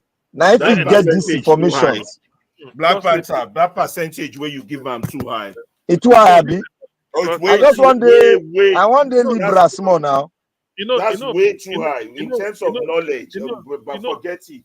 If you're lucky, when you get 0.001 Nigerians, we know. You're lucky, God. That means you really try. Black Panther. To be honest with you, Black Panther, if you say 15% of something like say 60, 15% of Nigeria. If we have 15% Nigerians, we no go date the problem where we did now. If you say 15% of something like say 60, you feel say, hey, maybe in a 2, hey, maybe in a 3, it's still small. But when you say 15% of 180 million, you know how say you go to rise in million. Sure you get. Yes. See so 15% too much. Bring an 0.001. They just start from there. If at all. Yes. If you like, okay, do the catch. We get long way to go. 0.5 self high. 0.5 high small, too high self. So Nigeria go say, people go say, I don't mind those. No be so they talk before. No be we dey here now. After maybe they don't talk them before, and we still dey where we dey. No mind them Jare, no mind America. All the time they predict this, wetin they predict. Nothing they happen. Oh boy, nothing they happen. America, we dey Nigeria don't create Nigeria. So that is what they will say. But in the end, it wasn't like that. The only problem I used to tell people is that when I knew that problem really there, some people appreciate now this Limeba.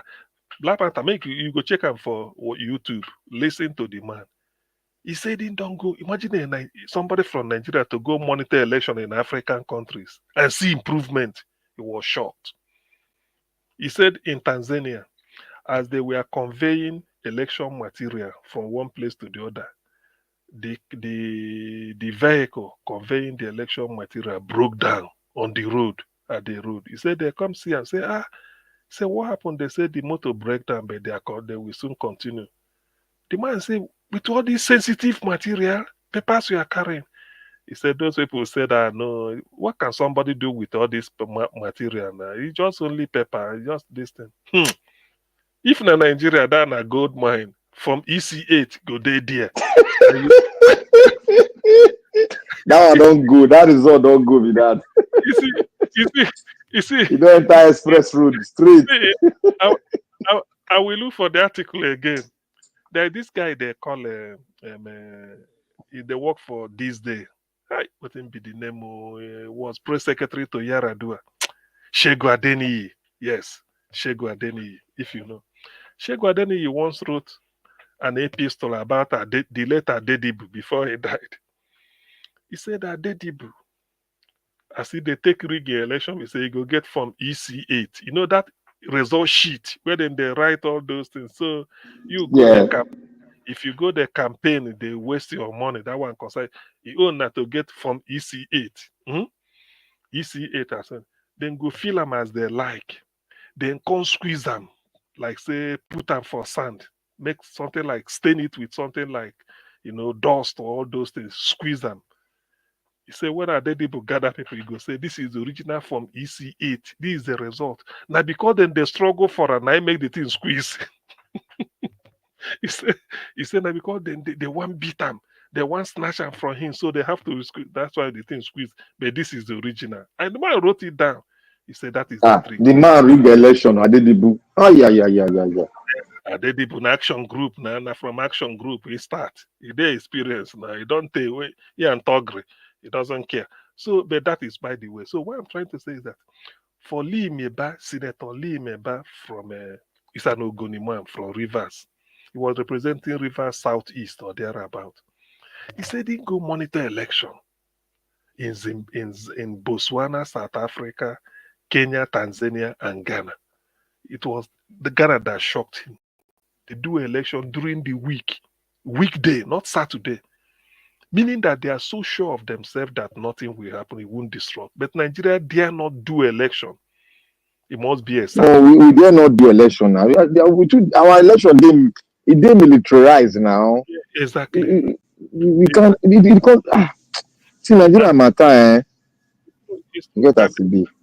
Then go mobilize. Okay, look at Edo election. They mobilize police, mobilize army. In the end, it was messed up. Rigging they go, police go there. They do that, they look. And that is why they mobilize you. You can't arrest them. They just want to use the police and army threaten people. Let me say that they use them. To scare and when you tell them, say, okay, instead of you carrying army, police from different states, they come and the state. Why don't you just get your own police for the state? There's no need to waste money. They carry one co. What it be the work for police? Now just to be steady, ready for any interruption in the emergency purpose. Not be to go stand for where they vote, put face there. No, that's not your job because you are not. You're not there at all. You're not there for the paper. You're not just to make sure that there's peace. You're not supposed to even look that man where they vote. Your own are just to make sure that any person who can interrupt the election, you grab them, just to make sure that the constitution is taken to the latter. But our own police go say they go they sing one song. We don't come, we don't come. Can you imagine? I see they go war against your own people. Against your own people. It doesn't make sense again, and they don't even see reason. The worst thing this position, they don't ever see reason with anybody. And that makes them, they know that Nigeria cannot be solved. The problem cannot be solved. And they know that this thing is just a company. And they are ready to continue to run it as a company. Yes. The CEO now British. Why we get shares inside? That is what they are running now. It's still a company. Because you see the way they are dragging the power, who's going to be chairman, who's going now we go here, rotation. That was what I told people when they were talking about the US election. This rotation won't now won't start so. Now don't turn out to company. Everybody go to protect his own village interest now. Come inside, then protect your own interest. That's what they'll be doing now. That is why I was against it, and I've never wanted it because I know how emotional our people be. They can be so emotionally attached. The next election, they'll talk say, now we, and if not be we will go sabotage them. You see all those people there. That is why I just look at it. When I look at it, I know say they go read that. But in fact, ever since I listened to that Lee Mebe interview, I know that yes, What will they talk that we're on the right track? What we are doing here, we're on the right track. I say look, my mind now, I am going to visit that South African country to go and see with my eyes. And I'll go and Botswana. I am going to visit there because I follow one guy who went there online on YouTube. He's a YouTuber. He went there and did another research and came out with a verified, strong research. He even interviewed one of their legislators. He interviewed him, and that was all. So I must go there. That place, I must go there because that place, what he showed me, that place, and what I read on my own research, and I now put you together, and I say yes. Listen, what I was having in my mind when I saw that Botswana. My mind say, may God give me one kind money now, and one kind money we say I don't need. I'll just kind of go invest. No, it's straight. True. You won't straight. Go wrong. You know their currency, Botswana pula. It should be less than around 10 or to the pound or to the dollar. It's very, very, very strong economy. 2.7 million people. Very peaceful. Everybody they go, beautiful people. If you see them, no say this with the African self. No, you wouldn't know. Their mindset is different from all these what would they do? See, people are building. If you see the road network where they build now, people are just building road. They just build road. You know what they do? Then they build road go where people never live safe. Yes. They just network the whole road. Yes. And when my friend come ask the question, why are you laying the road? He said because people are going to live here someday. It's true. And road is very necessary because they have to have access to their apartment. Normally, you open up a town. If you ask any town planner, like a virgin area that is maybe thick forest or so, all those if you want to open up a new city, a new town, a new settlement, the first thing you do after they survey everything is road. You envision the major roads, the streets. Before even you set a block, you've done all those things. The roads give gap where you are going to lay the underground cable for water cable, electrical, maybe telephone, all those gas, if you want to pipe gas. So you must have made provision for all those things before people even, maybe you couldn't do it like 2-3 years back before you talk of building now. But in Nigeria, no be like that now. Everything now, you go knock this one down after 20 years. You go remember. They don't even think about them at all. They don't even dream, say things, they need to think. Look at Kenya now. Kenya is building another. They are building an AI city. I told you people about this thing. Go and verify me. Kenya is building a city beside Mombasa, and it's what we call an AI city. Yes, I've learned about Mombasa. It's a seaport. Yes, go and research on it. It's a Black Panther. I never seen it before. I write for comment section when I did outside. I say you won't visit Botswana. You should they go because of their dancing women. We know No, be them they dance. I think that Lesotho. No, be them they dance. Where would they see? Where know they wear everything? No, be them. No, they're not. They don't do that one. But they do them. But they're not the rampart. They don't. The civilization don't change the way. But they get a very good culture. Now Zulu people they do and Zulu for South Africa. Okay, because I did see those ones for video. Now Zulu they know they wear cloth.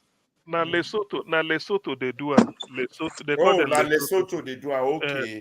Now Lesotho. No be Botswana. I thought that was the ritual they do when they want to launch their king or something like that. No. Not the thing are like this. See how they didn't do it for South Africa. I have a South African friend.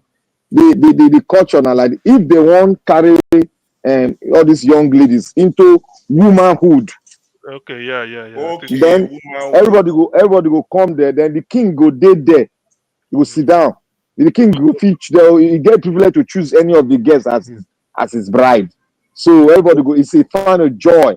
Everybody go dance. They'll now do some sacrifice. Then they will now usher them into that womanhood. Everybody be happy. All the girls do it. No girl, no the do am. for their culture.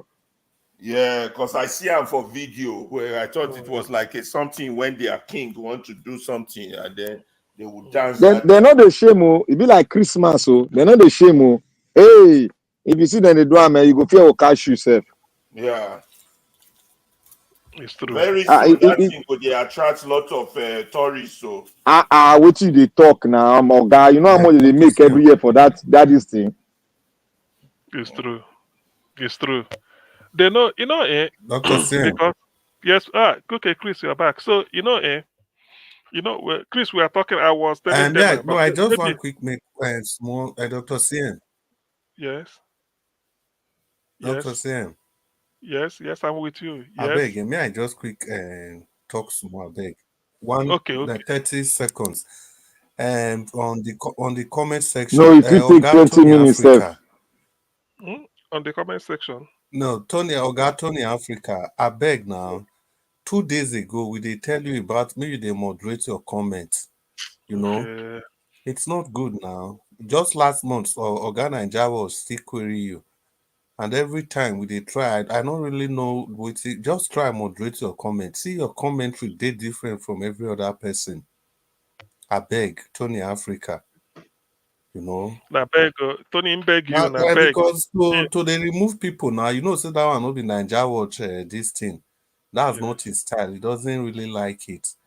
But if you can't press people like this now, you're just making comments. They lambast everybody or Tony. I beg, moderate yourself. I beg, because of God. Thank you. Chris, I was telling them about an interview with Senator Lee Meba. Lee Meba is a Ogoni man from representing River Southeast in the Senate some time ago. So he said he went to monitor election in African countries, South Africa, Botswana, Kenya, Tanzania, and Ghana. He said what shocked him was Ghana. In Ghana, they conduct the election on a Wednesday. Would that be possible in Nigeria, or what do you think? Yeah, obviously, I think Ferrari has dealt with that, and we all have also dealt with it. You see, the thing is that the country you call Nigeria is not a country, it's a business enterprise. You understand? It's not programmed. It wasn't designed to succeed. Thank you, my brother. Now I told them, I said a company, the Nigeria company. It is designed to succeed. It is designed to profit some people. And when people keep saying Nigeria is not working, it's a fallacy. It's not working for you and I. It's working actually for the people that own the nation. That failed it. The people that designed it, it's working for them. I think that's something we need to come to terms with. It's not working for you and I because you are thinking it was designed for you and I. No. It's working for Tinubu. It's working for Buhari. It's working for Obasanjo, all of them. I think we must get that clear. It doesn't belong to you and I.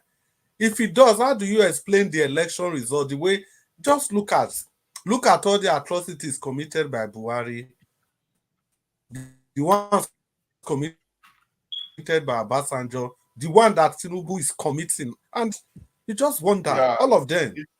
All of them. Brother, it's working for them. That Wednesday election, do you really think that we cannot do that? It's working for them. Do you think we cannot conduct election? Do you think, okay, how come Nigerians are succeeding in every sphere of life outside the country? How come? We can do it. They allow the worst of us to rule us. They allow the worst of us to rule the best of us. It ought not to be so. But it is only that way that it can work for them, that they can keep everybody suppressed. They keep education from the people in the north. They do whatever they want to do, throw some peanuts to the people in the west, and the people in the south now. If I'm talking about south, I mean west, east, all of us. Yeah. Then the people up the Niger and above, they just keep those people perpetually uneducated. And the rest of comes at us, and we are fighting. Crumbs and some political positions, and we are fighting, and that's basically how it has been. You can see people, all the freedom fighters or people, we all have the same dream to make Nigeria work, but we are fighting ourselves. Chris Dublin, CD, I want to ask you, Is there a way where we feel make all Nigerians realize this powerful point? No, because see, it's the Lord Lugard the Lord Lugard write-up. Yeah. Yeah, see, how come we cannot, if you can tell me one country in the world that is diversified like Nigeria, with different religion, with different ethnic group, almost in the same amount, that is working without any iota of self-dependence.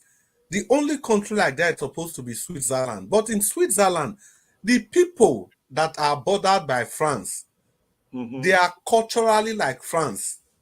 They have everything, they have almost their own immigration. They are just only united as Swiss people. Then the part that is bordered by Italy, the same thing. Those people they do everything like the Italians. The part that is bordered by Germany, this is just a country of how many million people? Then we think we can see Czechoslovakia. We've forgotten that when we were growing up, there used to be a country called Czechoslovakia. That's true. Today, that country is Czech and the Slovakia Republic. Slovakia. It's true. But both of them are still members of the EU.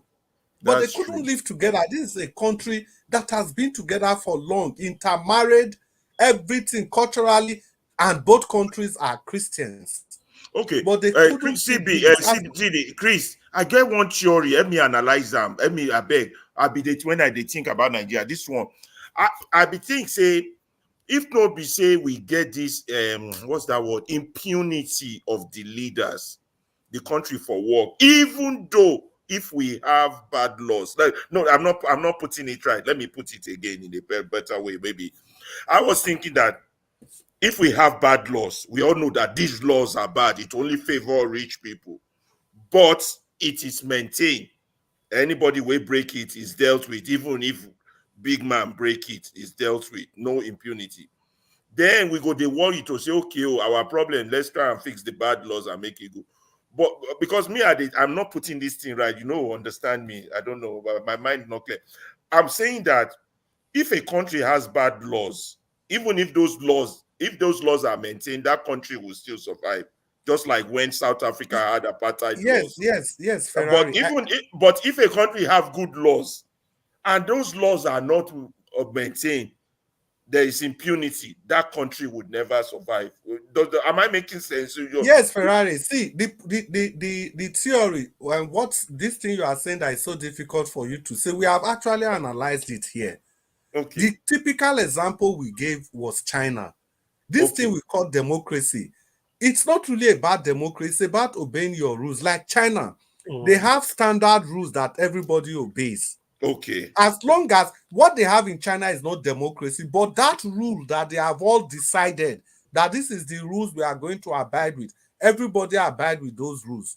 For example, they already have the 40 wise men that anytime they need a president, they have to pick from one of those people. That is the rule. And before you qualify to enter that group of 40, despite its Chinese Communist Party, but before you qualify, there are certain attributes you must have. Number one, you must have gone to certain school.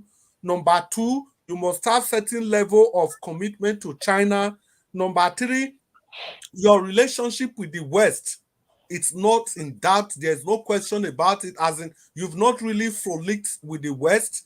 Number four, what's that number four again? China. That one is very important to the West, affiliation China to the West. Very, very important. So if for any reason, no matter your CV, no matter how good you are, no matter who your father is, if they discover that you have been too connected with the West, maybe during your upbringing or whatever, you cannot get into that group of 40. Okay.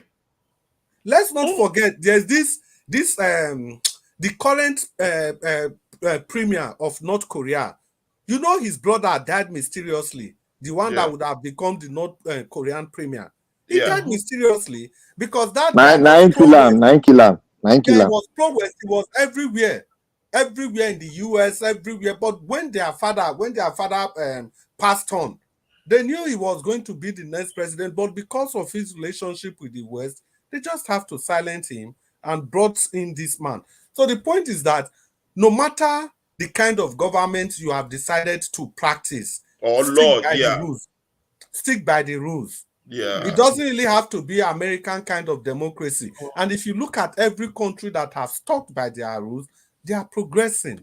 That's they are moving. Let me say this before I want to sign off. Somebody was saying, and I because I like listening to people to learn. He said, we talk of democracy as if you get democracy, then you develop. Mm-mm. He said, look at Saudi Arabia, all these things. They don't have democracy. They don't even change their leaders.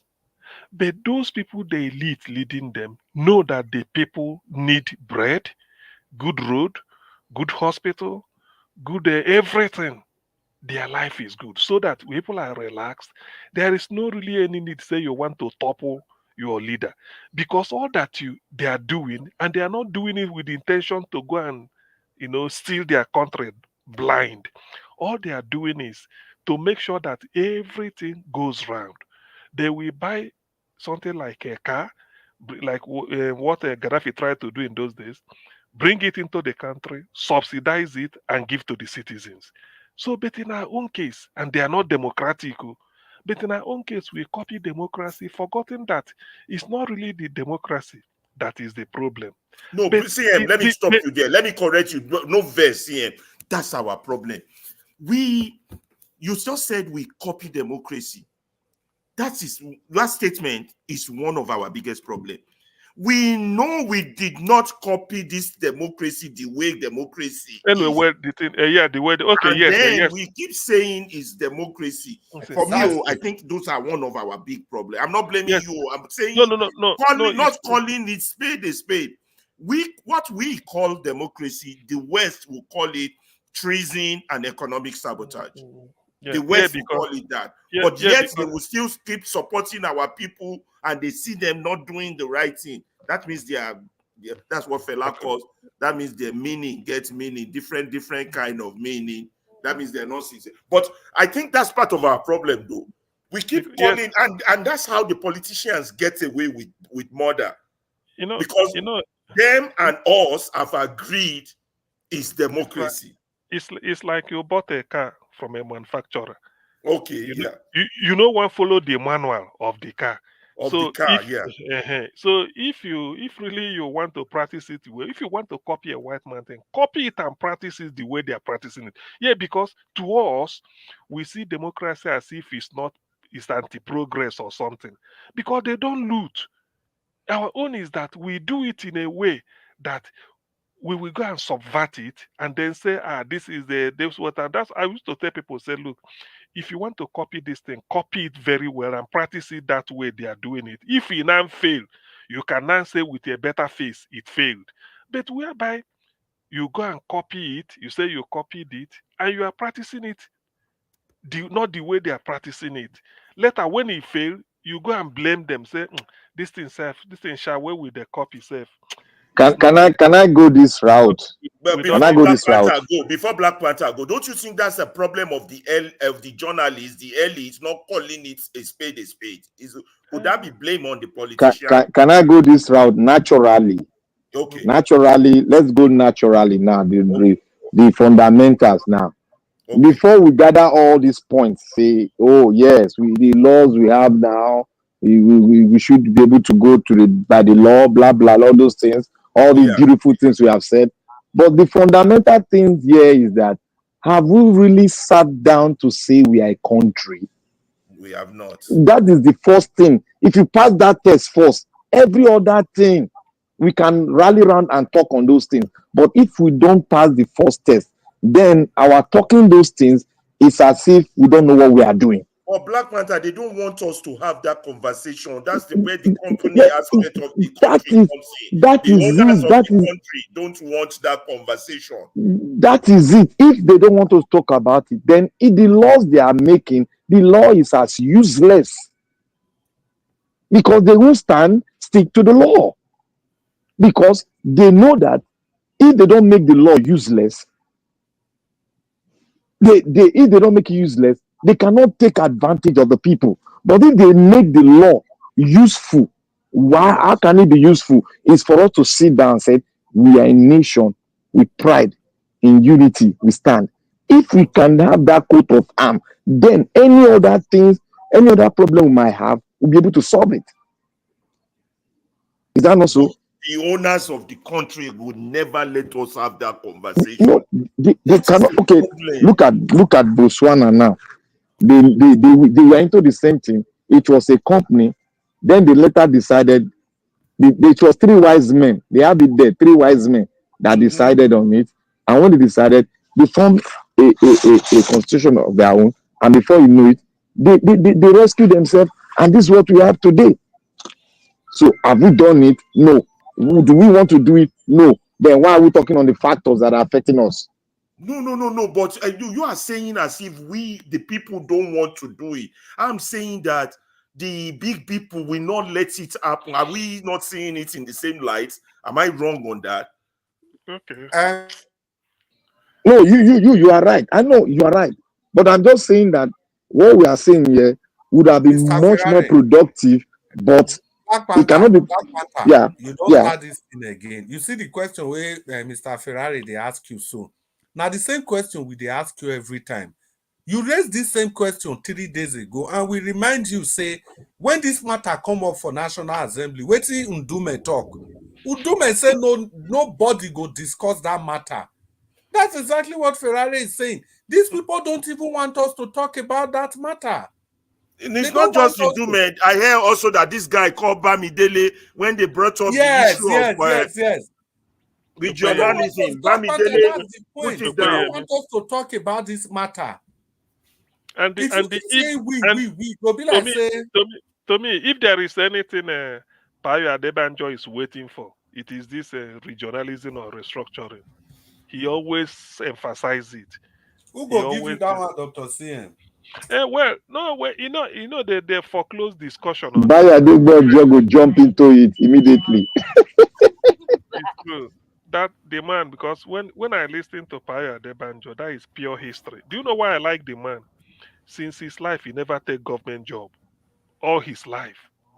So it means that the man really, imagine, since 60s when he qualified as a lawyer till over 40, 50 years, nothing like taking a government job. He's a very humble man. Oh. He's a very humble man, very modest man, and very, So that's why I respect him, and he has been saying it. Okay, now, when they don't want us to restructure so that we can develop at our own pace and then lessen tension at the center, what are they calling for? Breakdown of law and order.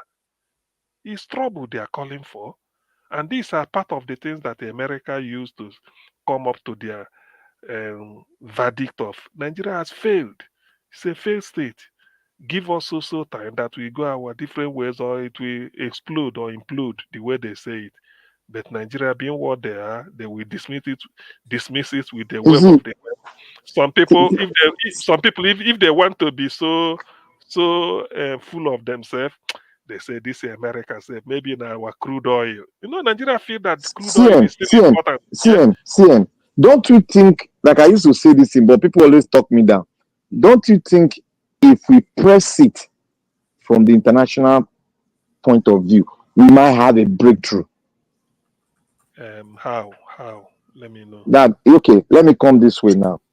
You see, during let me just use that South Africa as an example now. During the South African time, when this thing started, it was not open to the world. But who made it open to the world?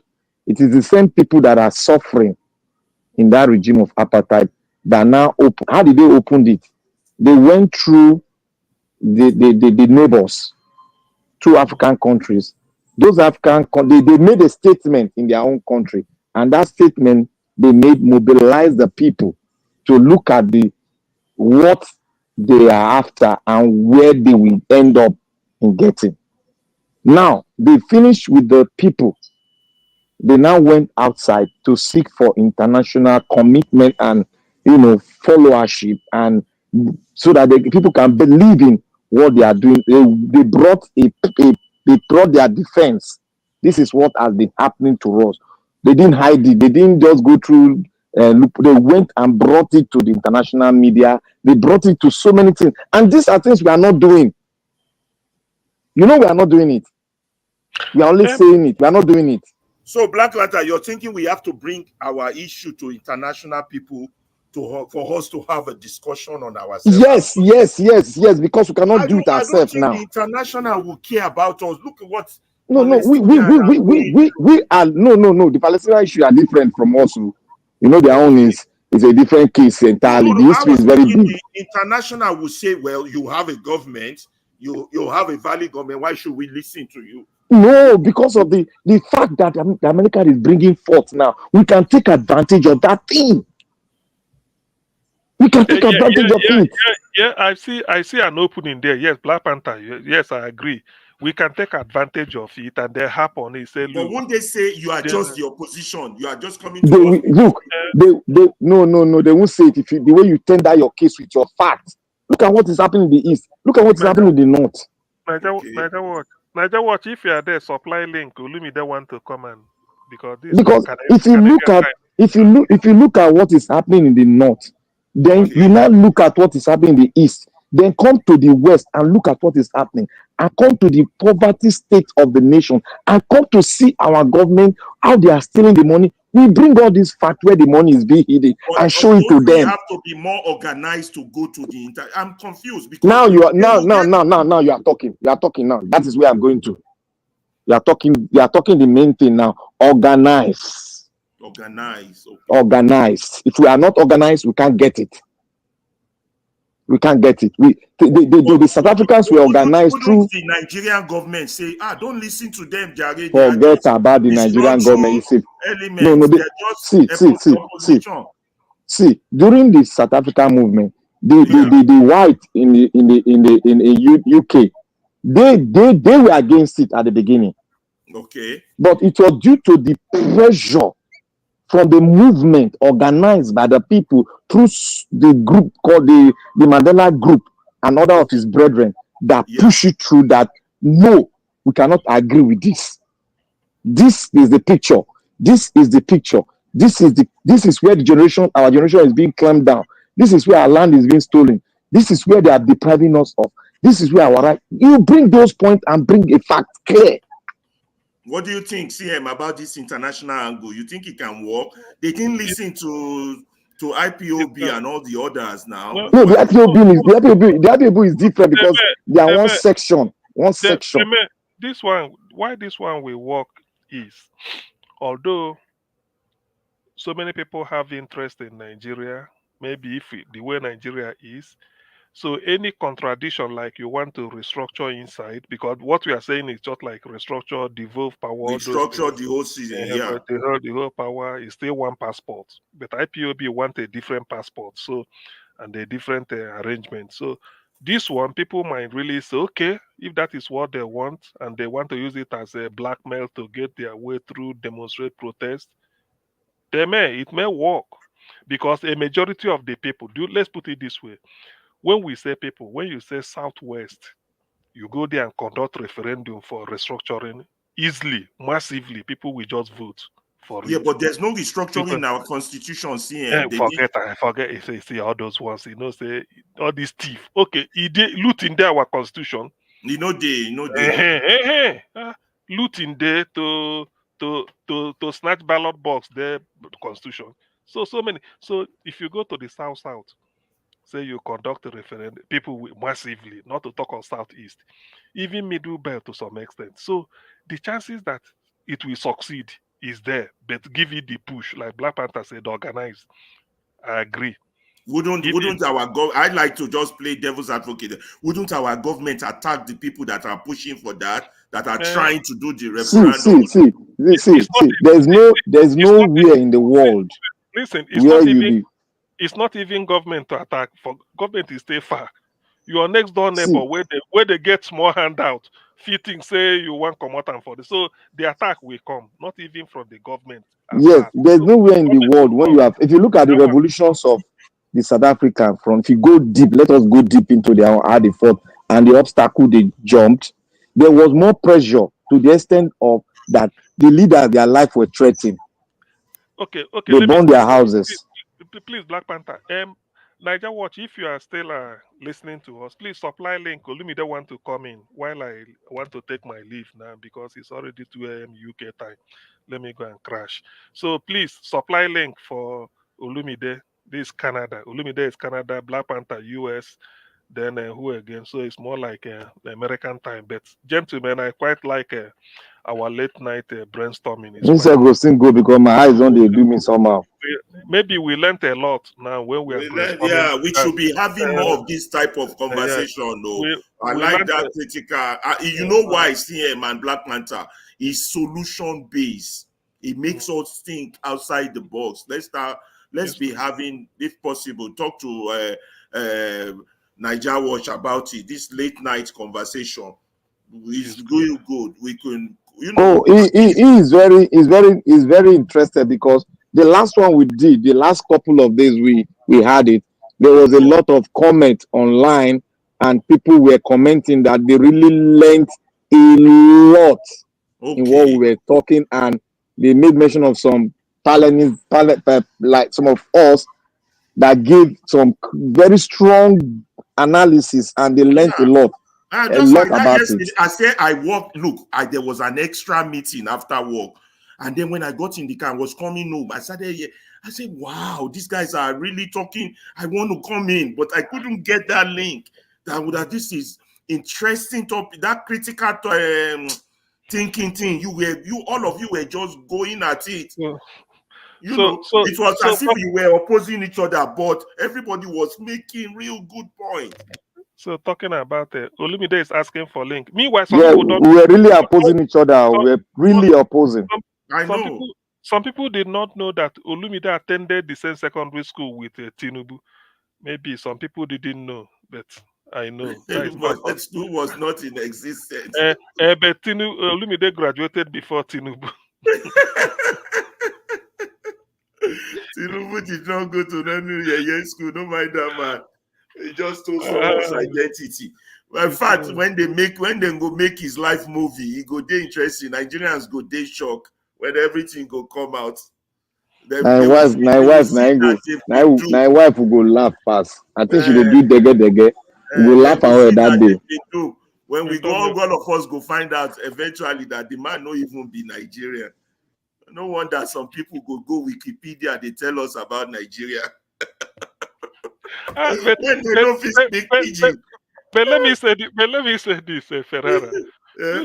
You go sabi set question. He say for you to pass Ferrara test to prove you're Nigerian. I mean, no, think about it, CM. If you're born in the 70s or whenever you're born, you don't know about Festac. Let's say you're born in the 80s. At least you go hear about Festac. Okay, you don't know about Festac. The one we can shock me past. You don't even gonna know about things fall apart. Something is off. Then you can't spoil matter totally. You know if you speak pidgin. Who raised you? My first question will be, who raised you? The Lord Lugard himself raised you. I've been now the one we discovered in Niger. He is not even proud to say where he comes, the place he comes from. He's not proud of it. Who raised you? Is it Mongo Park? Abina Lord Lugard? Because for you not to come from the east or wherever you come from, not on Sabi Pidgin, something is off. Olumide say no be the same school, not the same name. No be one government college we get for Lagos. Government college, only one government college we get.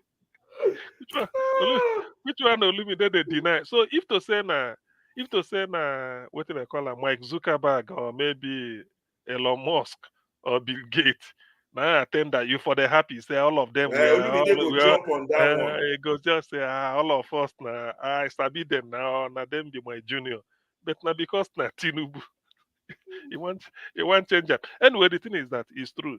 You know, when you are telling yourself lies, time will come, you can't cover it. You can't cover it. You can't cover it. I mean, issue of identity. We are talking of Nigeria. Because sometimes I used to say, you love Nigeria more than Lord Lugard. Which part of that Nigeria do you come from? You don't want to say. You can't disclose. How then can people... Come on. You can't speak pidgin. You don't know things fall apart. You know where he grabbed himself when he was talking about defense. And I asked him, okay, let me know where this guy they go. What is your defense policy in Nigeria? Tell me your defense policy, because if you are clamoring on defense, you must know the defense policy of that country. Tell me the defense. It just they talk go left and I don't know at all. Is their top-notch plan of where they are taking the country to, so that orders will always come from above, and everybody will shut up. Yeah, exactly. To be honest with you, the thing, forget about all those defense, all these things. Forget about all those defense. See, in simple terms, it's feudalism. That's feudalism, period. That's just it. Black Panther is not two of us that shut down that Machiavellian principle. We trash and down. Yes, where you know if you talk again. we not rubbish theory. Look at he entered trouble by saying that Machiavelli principle. How can you talk Machiavellian principle when you have not talked Maslow's principle hierarchy of needs? And at the same time, you are talking about democracy. He said with good arms and defense, economy will grow. Now I tell and say, look, when you hold a gun or GUN and you are giving somebody an order, the person is obeying it not because he believed in what you are saying, not because of the fear. Now the fear of that thing where you carry. That's why even if a 5-year-old boy, where you know saying one small boy, if he points something at you, you go obey him. So you are not obeying the person because of the superiority of his argument or the logic. No, you obey him because of that arm where the person gets. So if you go and arm somebody, a state, what Mussolini did in Italy in 1922, you use that to the rule. You say everybody is obeying you. They are not obeying you because of the potency or you convict them. You may convince them. They are obeying you because of what you carry for hand, so that if they mess up, you pull. But to remove that and tell them to obey, then go debate, then go say no, we won't do it because of this. But because you carry something, they say, make we do them. So you know the worst thing, when you go to explain, people go to tell us, oh, it's making sense. You people don't know where he's coming, where he's going to. We already know where he's going to and where he's coming from. Know now. The feudal system in the let me tell you one thing, Black Panther, people where they lie, religion does it also. Sometimes when you mix half truth with lie, if they sell, you go get a lot of supporters. People go, yeah, you're making sense. You did make you have a point there. But the whole thing look, if you get half truth and you mix them with lie, that one not true. It's not true. It's not sound. It's not sound. That's BS. Yeah. But the part of that half truth that the other party is hearing, they will go along with you and say, yeah. Do you know up to today, because I'm open-minded person, if to say some theory why I disagree with, say, 2-3 years ago, I found out that it is true now, I will come and say, yes, I've read this. That's how you know an intelligent mind. If you cannot change your mind, you cannot change anything, Black Panther. Did you hear what CM just said? Exactly. That is it. We have facts, additional facts, and it's not changing mind. Know that something is wrong with that human being. Know that So this character we are talking about, since I countered him everything that defense, there was a day I was so annoyed here. I said, so if a woman complains of menstrual period, you go track and track. That day you attack him. Go defend. I don't know. See, one killer that day. I said, if a woman say he get menstrual problem, fertility problem, you go find way track and before you know you go learn for defense, recruit more soldier. I say, what type of something is that? Are you telling? Because sometimes when they're saying all these things, you go to think, say, no, they have mission in mediums like this. It's to sow seed of confusion, sow distraction, so that you all cannot come to a reasoning of purpose to move you all forward. By the time you all are engaging battle, you will never get to the real issue that's affecting you. It's like it was you, Black Panther, that said it today now about this VDM, Falano, and all this distraction, so that none of you will focus on, oh, the price of gasoline is high. Oh, I can't afford rice. I can't afford that's exactly that is it. That's what they do. You said it. I think one of you, I think it was you that said it today. So you see, every time, even when we bring topic, okay, we are in October. Just listen. Next month now, then go do American election. At least that will be a topic, post-election discussion. We go say, somebody could just say that same defense of 2000 I know. years ago. You go bring it up. Something is off. You go say American defense. Something is off. So somebody's pushing that. It was here. Niger Watch there that time. He quoted the figure of American soldiers. After I don't talk, I tell Niger Watch. Figures. So listen, I told Niger Watch said America can afford, if they want to get 500 billion soldiers. So they can have it. They can have it. No, I'm coming. No, hold on, I'm coming. I said if America want to recruit 500 million or billion soldiers, they can, because America has military base all over the world. Where does Nigeria has military base? No, you're talking that one, CM. One day he was quoting numbers like this one. I can't go Google myself. Yeah. I think like UK. Yes. I can't bring up the numbers. That these are fictitious quotation. These are fictitious numbers. You're erroneously using statistics to deceive. Exactly. Yes, I think I remember. I think because you just find it. You say, look at it. So that of America that they wanted to justify it. I say, okay, Niger, what? America has how many military bases? More than, I think they say it's more than it. If you check, it should be more than 100 or so. All over the world. I said, so all the soldiers, whether they are in Vietnam, they are in Sweden, or they are in Namibia military base, all of them were recruited in United States, trained in United States, and sent there. Now, America is always a threat to these Arab countries or any other place. Can you tell me where Nigeria has military base that will require us to have all this figure you are talking about? Somebody asks again, can you tell me under what threat Nigeria is apart from Boko Haram that we can defeat? Is there any other country somewhere in the Middle East targeting us? For what? He couldn't answer those questions now. That is why sometimes if you're making a debate, you build your logic. Let it be impenetrable. You make it so watertight that people will agree with you. Because when you bring don't just bring a debate just to argue. And just to win. Is that not people can learn from that can help people? Is that not what happened to Dele Ogun the other last Somebody who has spent years of research. Yes. I consider to demand that you are brilliant, you are intellectual, you've done the whole research. Only that I have to ask a question. Let me know your viewpoint. And somebody came and bringing a different principle to the man. Wikipedia principle. We should have done this. Is the West to do. And now in the fight against the West, now go see they use the West against all. Those are the areas that he gets his hook. He knows what he's doing. He used those to get his hook. They present themselves as Pan-Africanists or nationalists or whatever terminology. So they get their hook.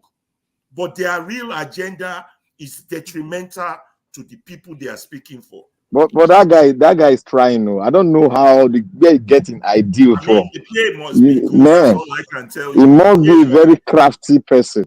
Oh yes. I look at him as a crafty person. The first day I met him, when he was talking, then he made mention of, I watch his consistency in terms of the military, the understanding of the Nigerian state. Then he constantly was saying the military. I now look at what the people from the north are always saying. No matter what additional information you provide or you give him, he won't yield. He won't yield. He won't yield. That's why you know something is off. And listen, and this is a modus operandi. Though Ferreira know this. Let's say we are talking of Victor Osimhen. Maybe he had problem with national team, and they couldn't feed him. And all those people, he played in Turkey, He now is playing in Turkey, and look at Turkish league. You see him. We are talking of football. Say Osimhen has left Italy now, went to Turkey, scoring goals anyhow. The guy, thank God for it. And then Turkish league, you come and see crowd everywhere going to watch. He will try, say, come and see the military base of Turkey. He go before you know him, he go, he say Turkey. Exactly. Do you know where I first had a first encounter? It was on Niger Watch. That was when I first joined Niger Watch. I was driving home, and then somebody was making an argument of what democracy is. And that argument was going in this line, like, Hausa people have more children, so they have more. I have to jump in and say, yes, you really heard the way. That was where he was coming. I was angry. I was furious. That is not what democracy is. Don't come here and be spreading false information. People are listening. Children, young people are listening. That was my first encounter with this creature. I'm like, no. I got to join. That was the first time I joined Niger Watch. When he was always coming here, I tried to say something so that people will understand where I'm coming from. But I keep on having hits from the people on the comment section. I'm watching them. I keep on saying, these people, are they not understanding where this guy is coming from? This guy want to lock you up. That was why I was always. That is the same way. Listen, if you go into history, that's the same way Hitler got his followership. They believed in him. Even let it not be as if maybe me, I don't know about military, I don't know what to say. I made my point known to him then. I said, look, you are interested in number. Let's balloon it from 100 to maybe 500 billion. Yeah. I say, but for me, let's use this principle based on need. And then the military must be professionalized. Military is a profession. The way you can never see a lawyer changing gearbox as a mechanic. I don't want to see military not doing military work. It's only in Nigeria. So let us professionalize the military. Take inventory first. We say we have, even if 100 soldiers we have, how many of those 100 soldiers are doing soldier work? That is where you start. How many of them? If it's only 70, you know that in a 70 you get it. Those 30, they do, and then you bring them back. Not that you will say, we need more military, we need this. The ones you get, how many? Do you know the inventory? You don't know. How many of those soldiers are really doing their work? Because if you keep shouting this, it's as if maybe we do not know that military is important. Number one profession in every country is the military. The purpose of government is to secure life and property. And who secures it? The military or the armed, whatever. So that is the primary duty. So let me take you guys into intelligence. Sorry, CM. Maybe I'm just thinking, this one is just coming to me now. Maybe it's part of the grand plan, these people, that let us create security problems in some parts of the country, and then in order for them to achieve this, their grand plan of fascism and feudalism, you will now say we are recruiting into the military without fixing the reform theory or ideology. That way, we will now have full control of the military from top down to bottom, the same way Hitler has his own setting. Maybe he's just their spokesperson to go be planting this idea of the importance of security. Mr. Ferrari, you got it right. You see, let me coin it this way. You see, the military in Nigeria is, or let us say, is primarily owned by the Northern Caliphate. Now, and they might have this idea of let's see if we can take over, so that we can shut the mouth of everybody, including the ordinary citizen. Let us recruit more military so that we can militarize the country. doing that, the people will be scared. The pressure from them will reduce because we've already militarized. Let's see, one home have a military person.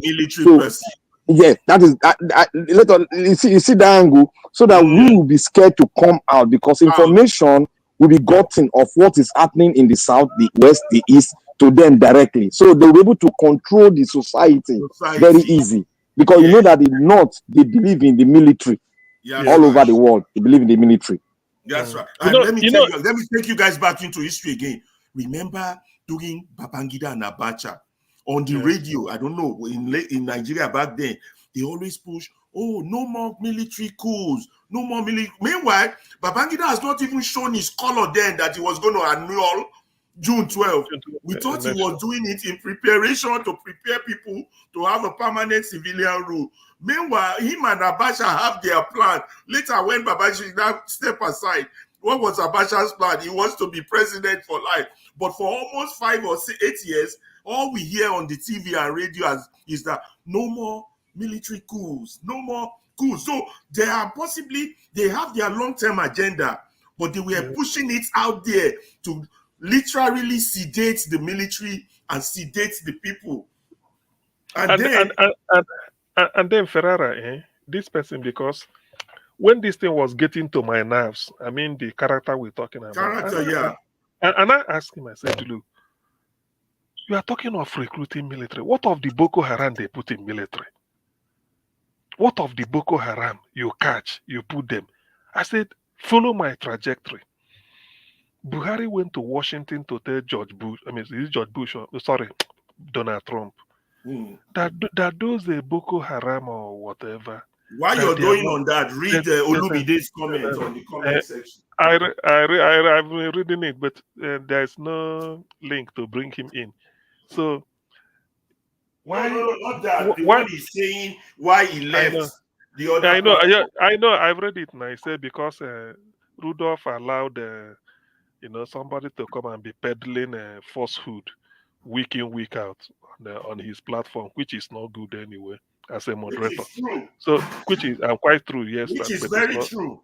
Which is true, but not good. So Buhari went to Washington to tell Donald Trump that those people causing this confusion, killing or buying people anyhow, are not Nigerians. That they are left over from Libya, Mauritania, all those things, they are not Nigerians. Okay. As you caught some of them as prisoners of war, whatever it is, you decide to make them put them in Nigerian armed forces, meaning that they are not Nigerian citizens. That is the meaning. That's what that means. That's true. That's what it means. Because if you go and tell somebody from Kenya or South Africa, say an economist who came to Nigeria to teach in one secondary school, that you want to be a Nigerian citizen, they say go through immigration. Have you been this number of years? Did you marry a Nigerian? No. Did you do this? You start to show the procedure.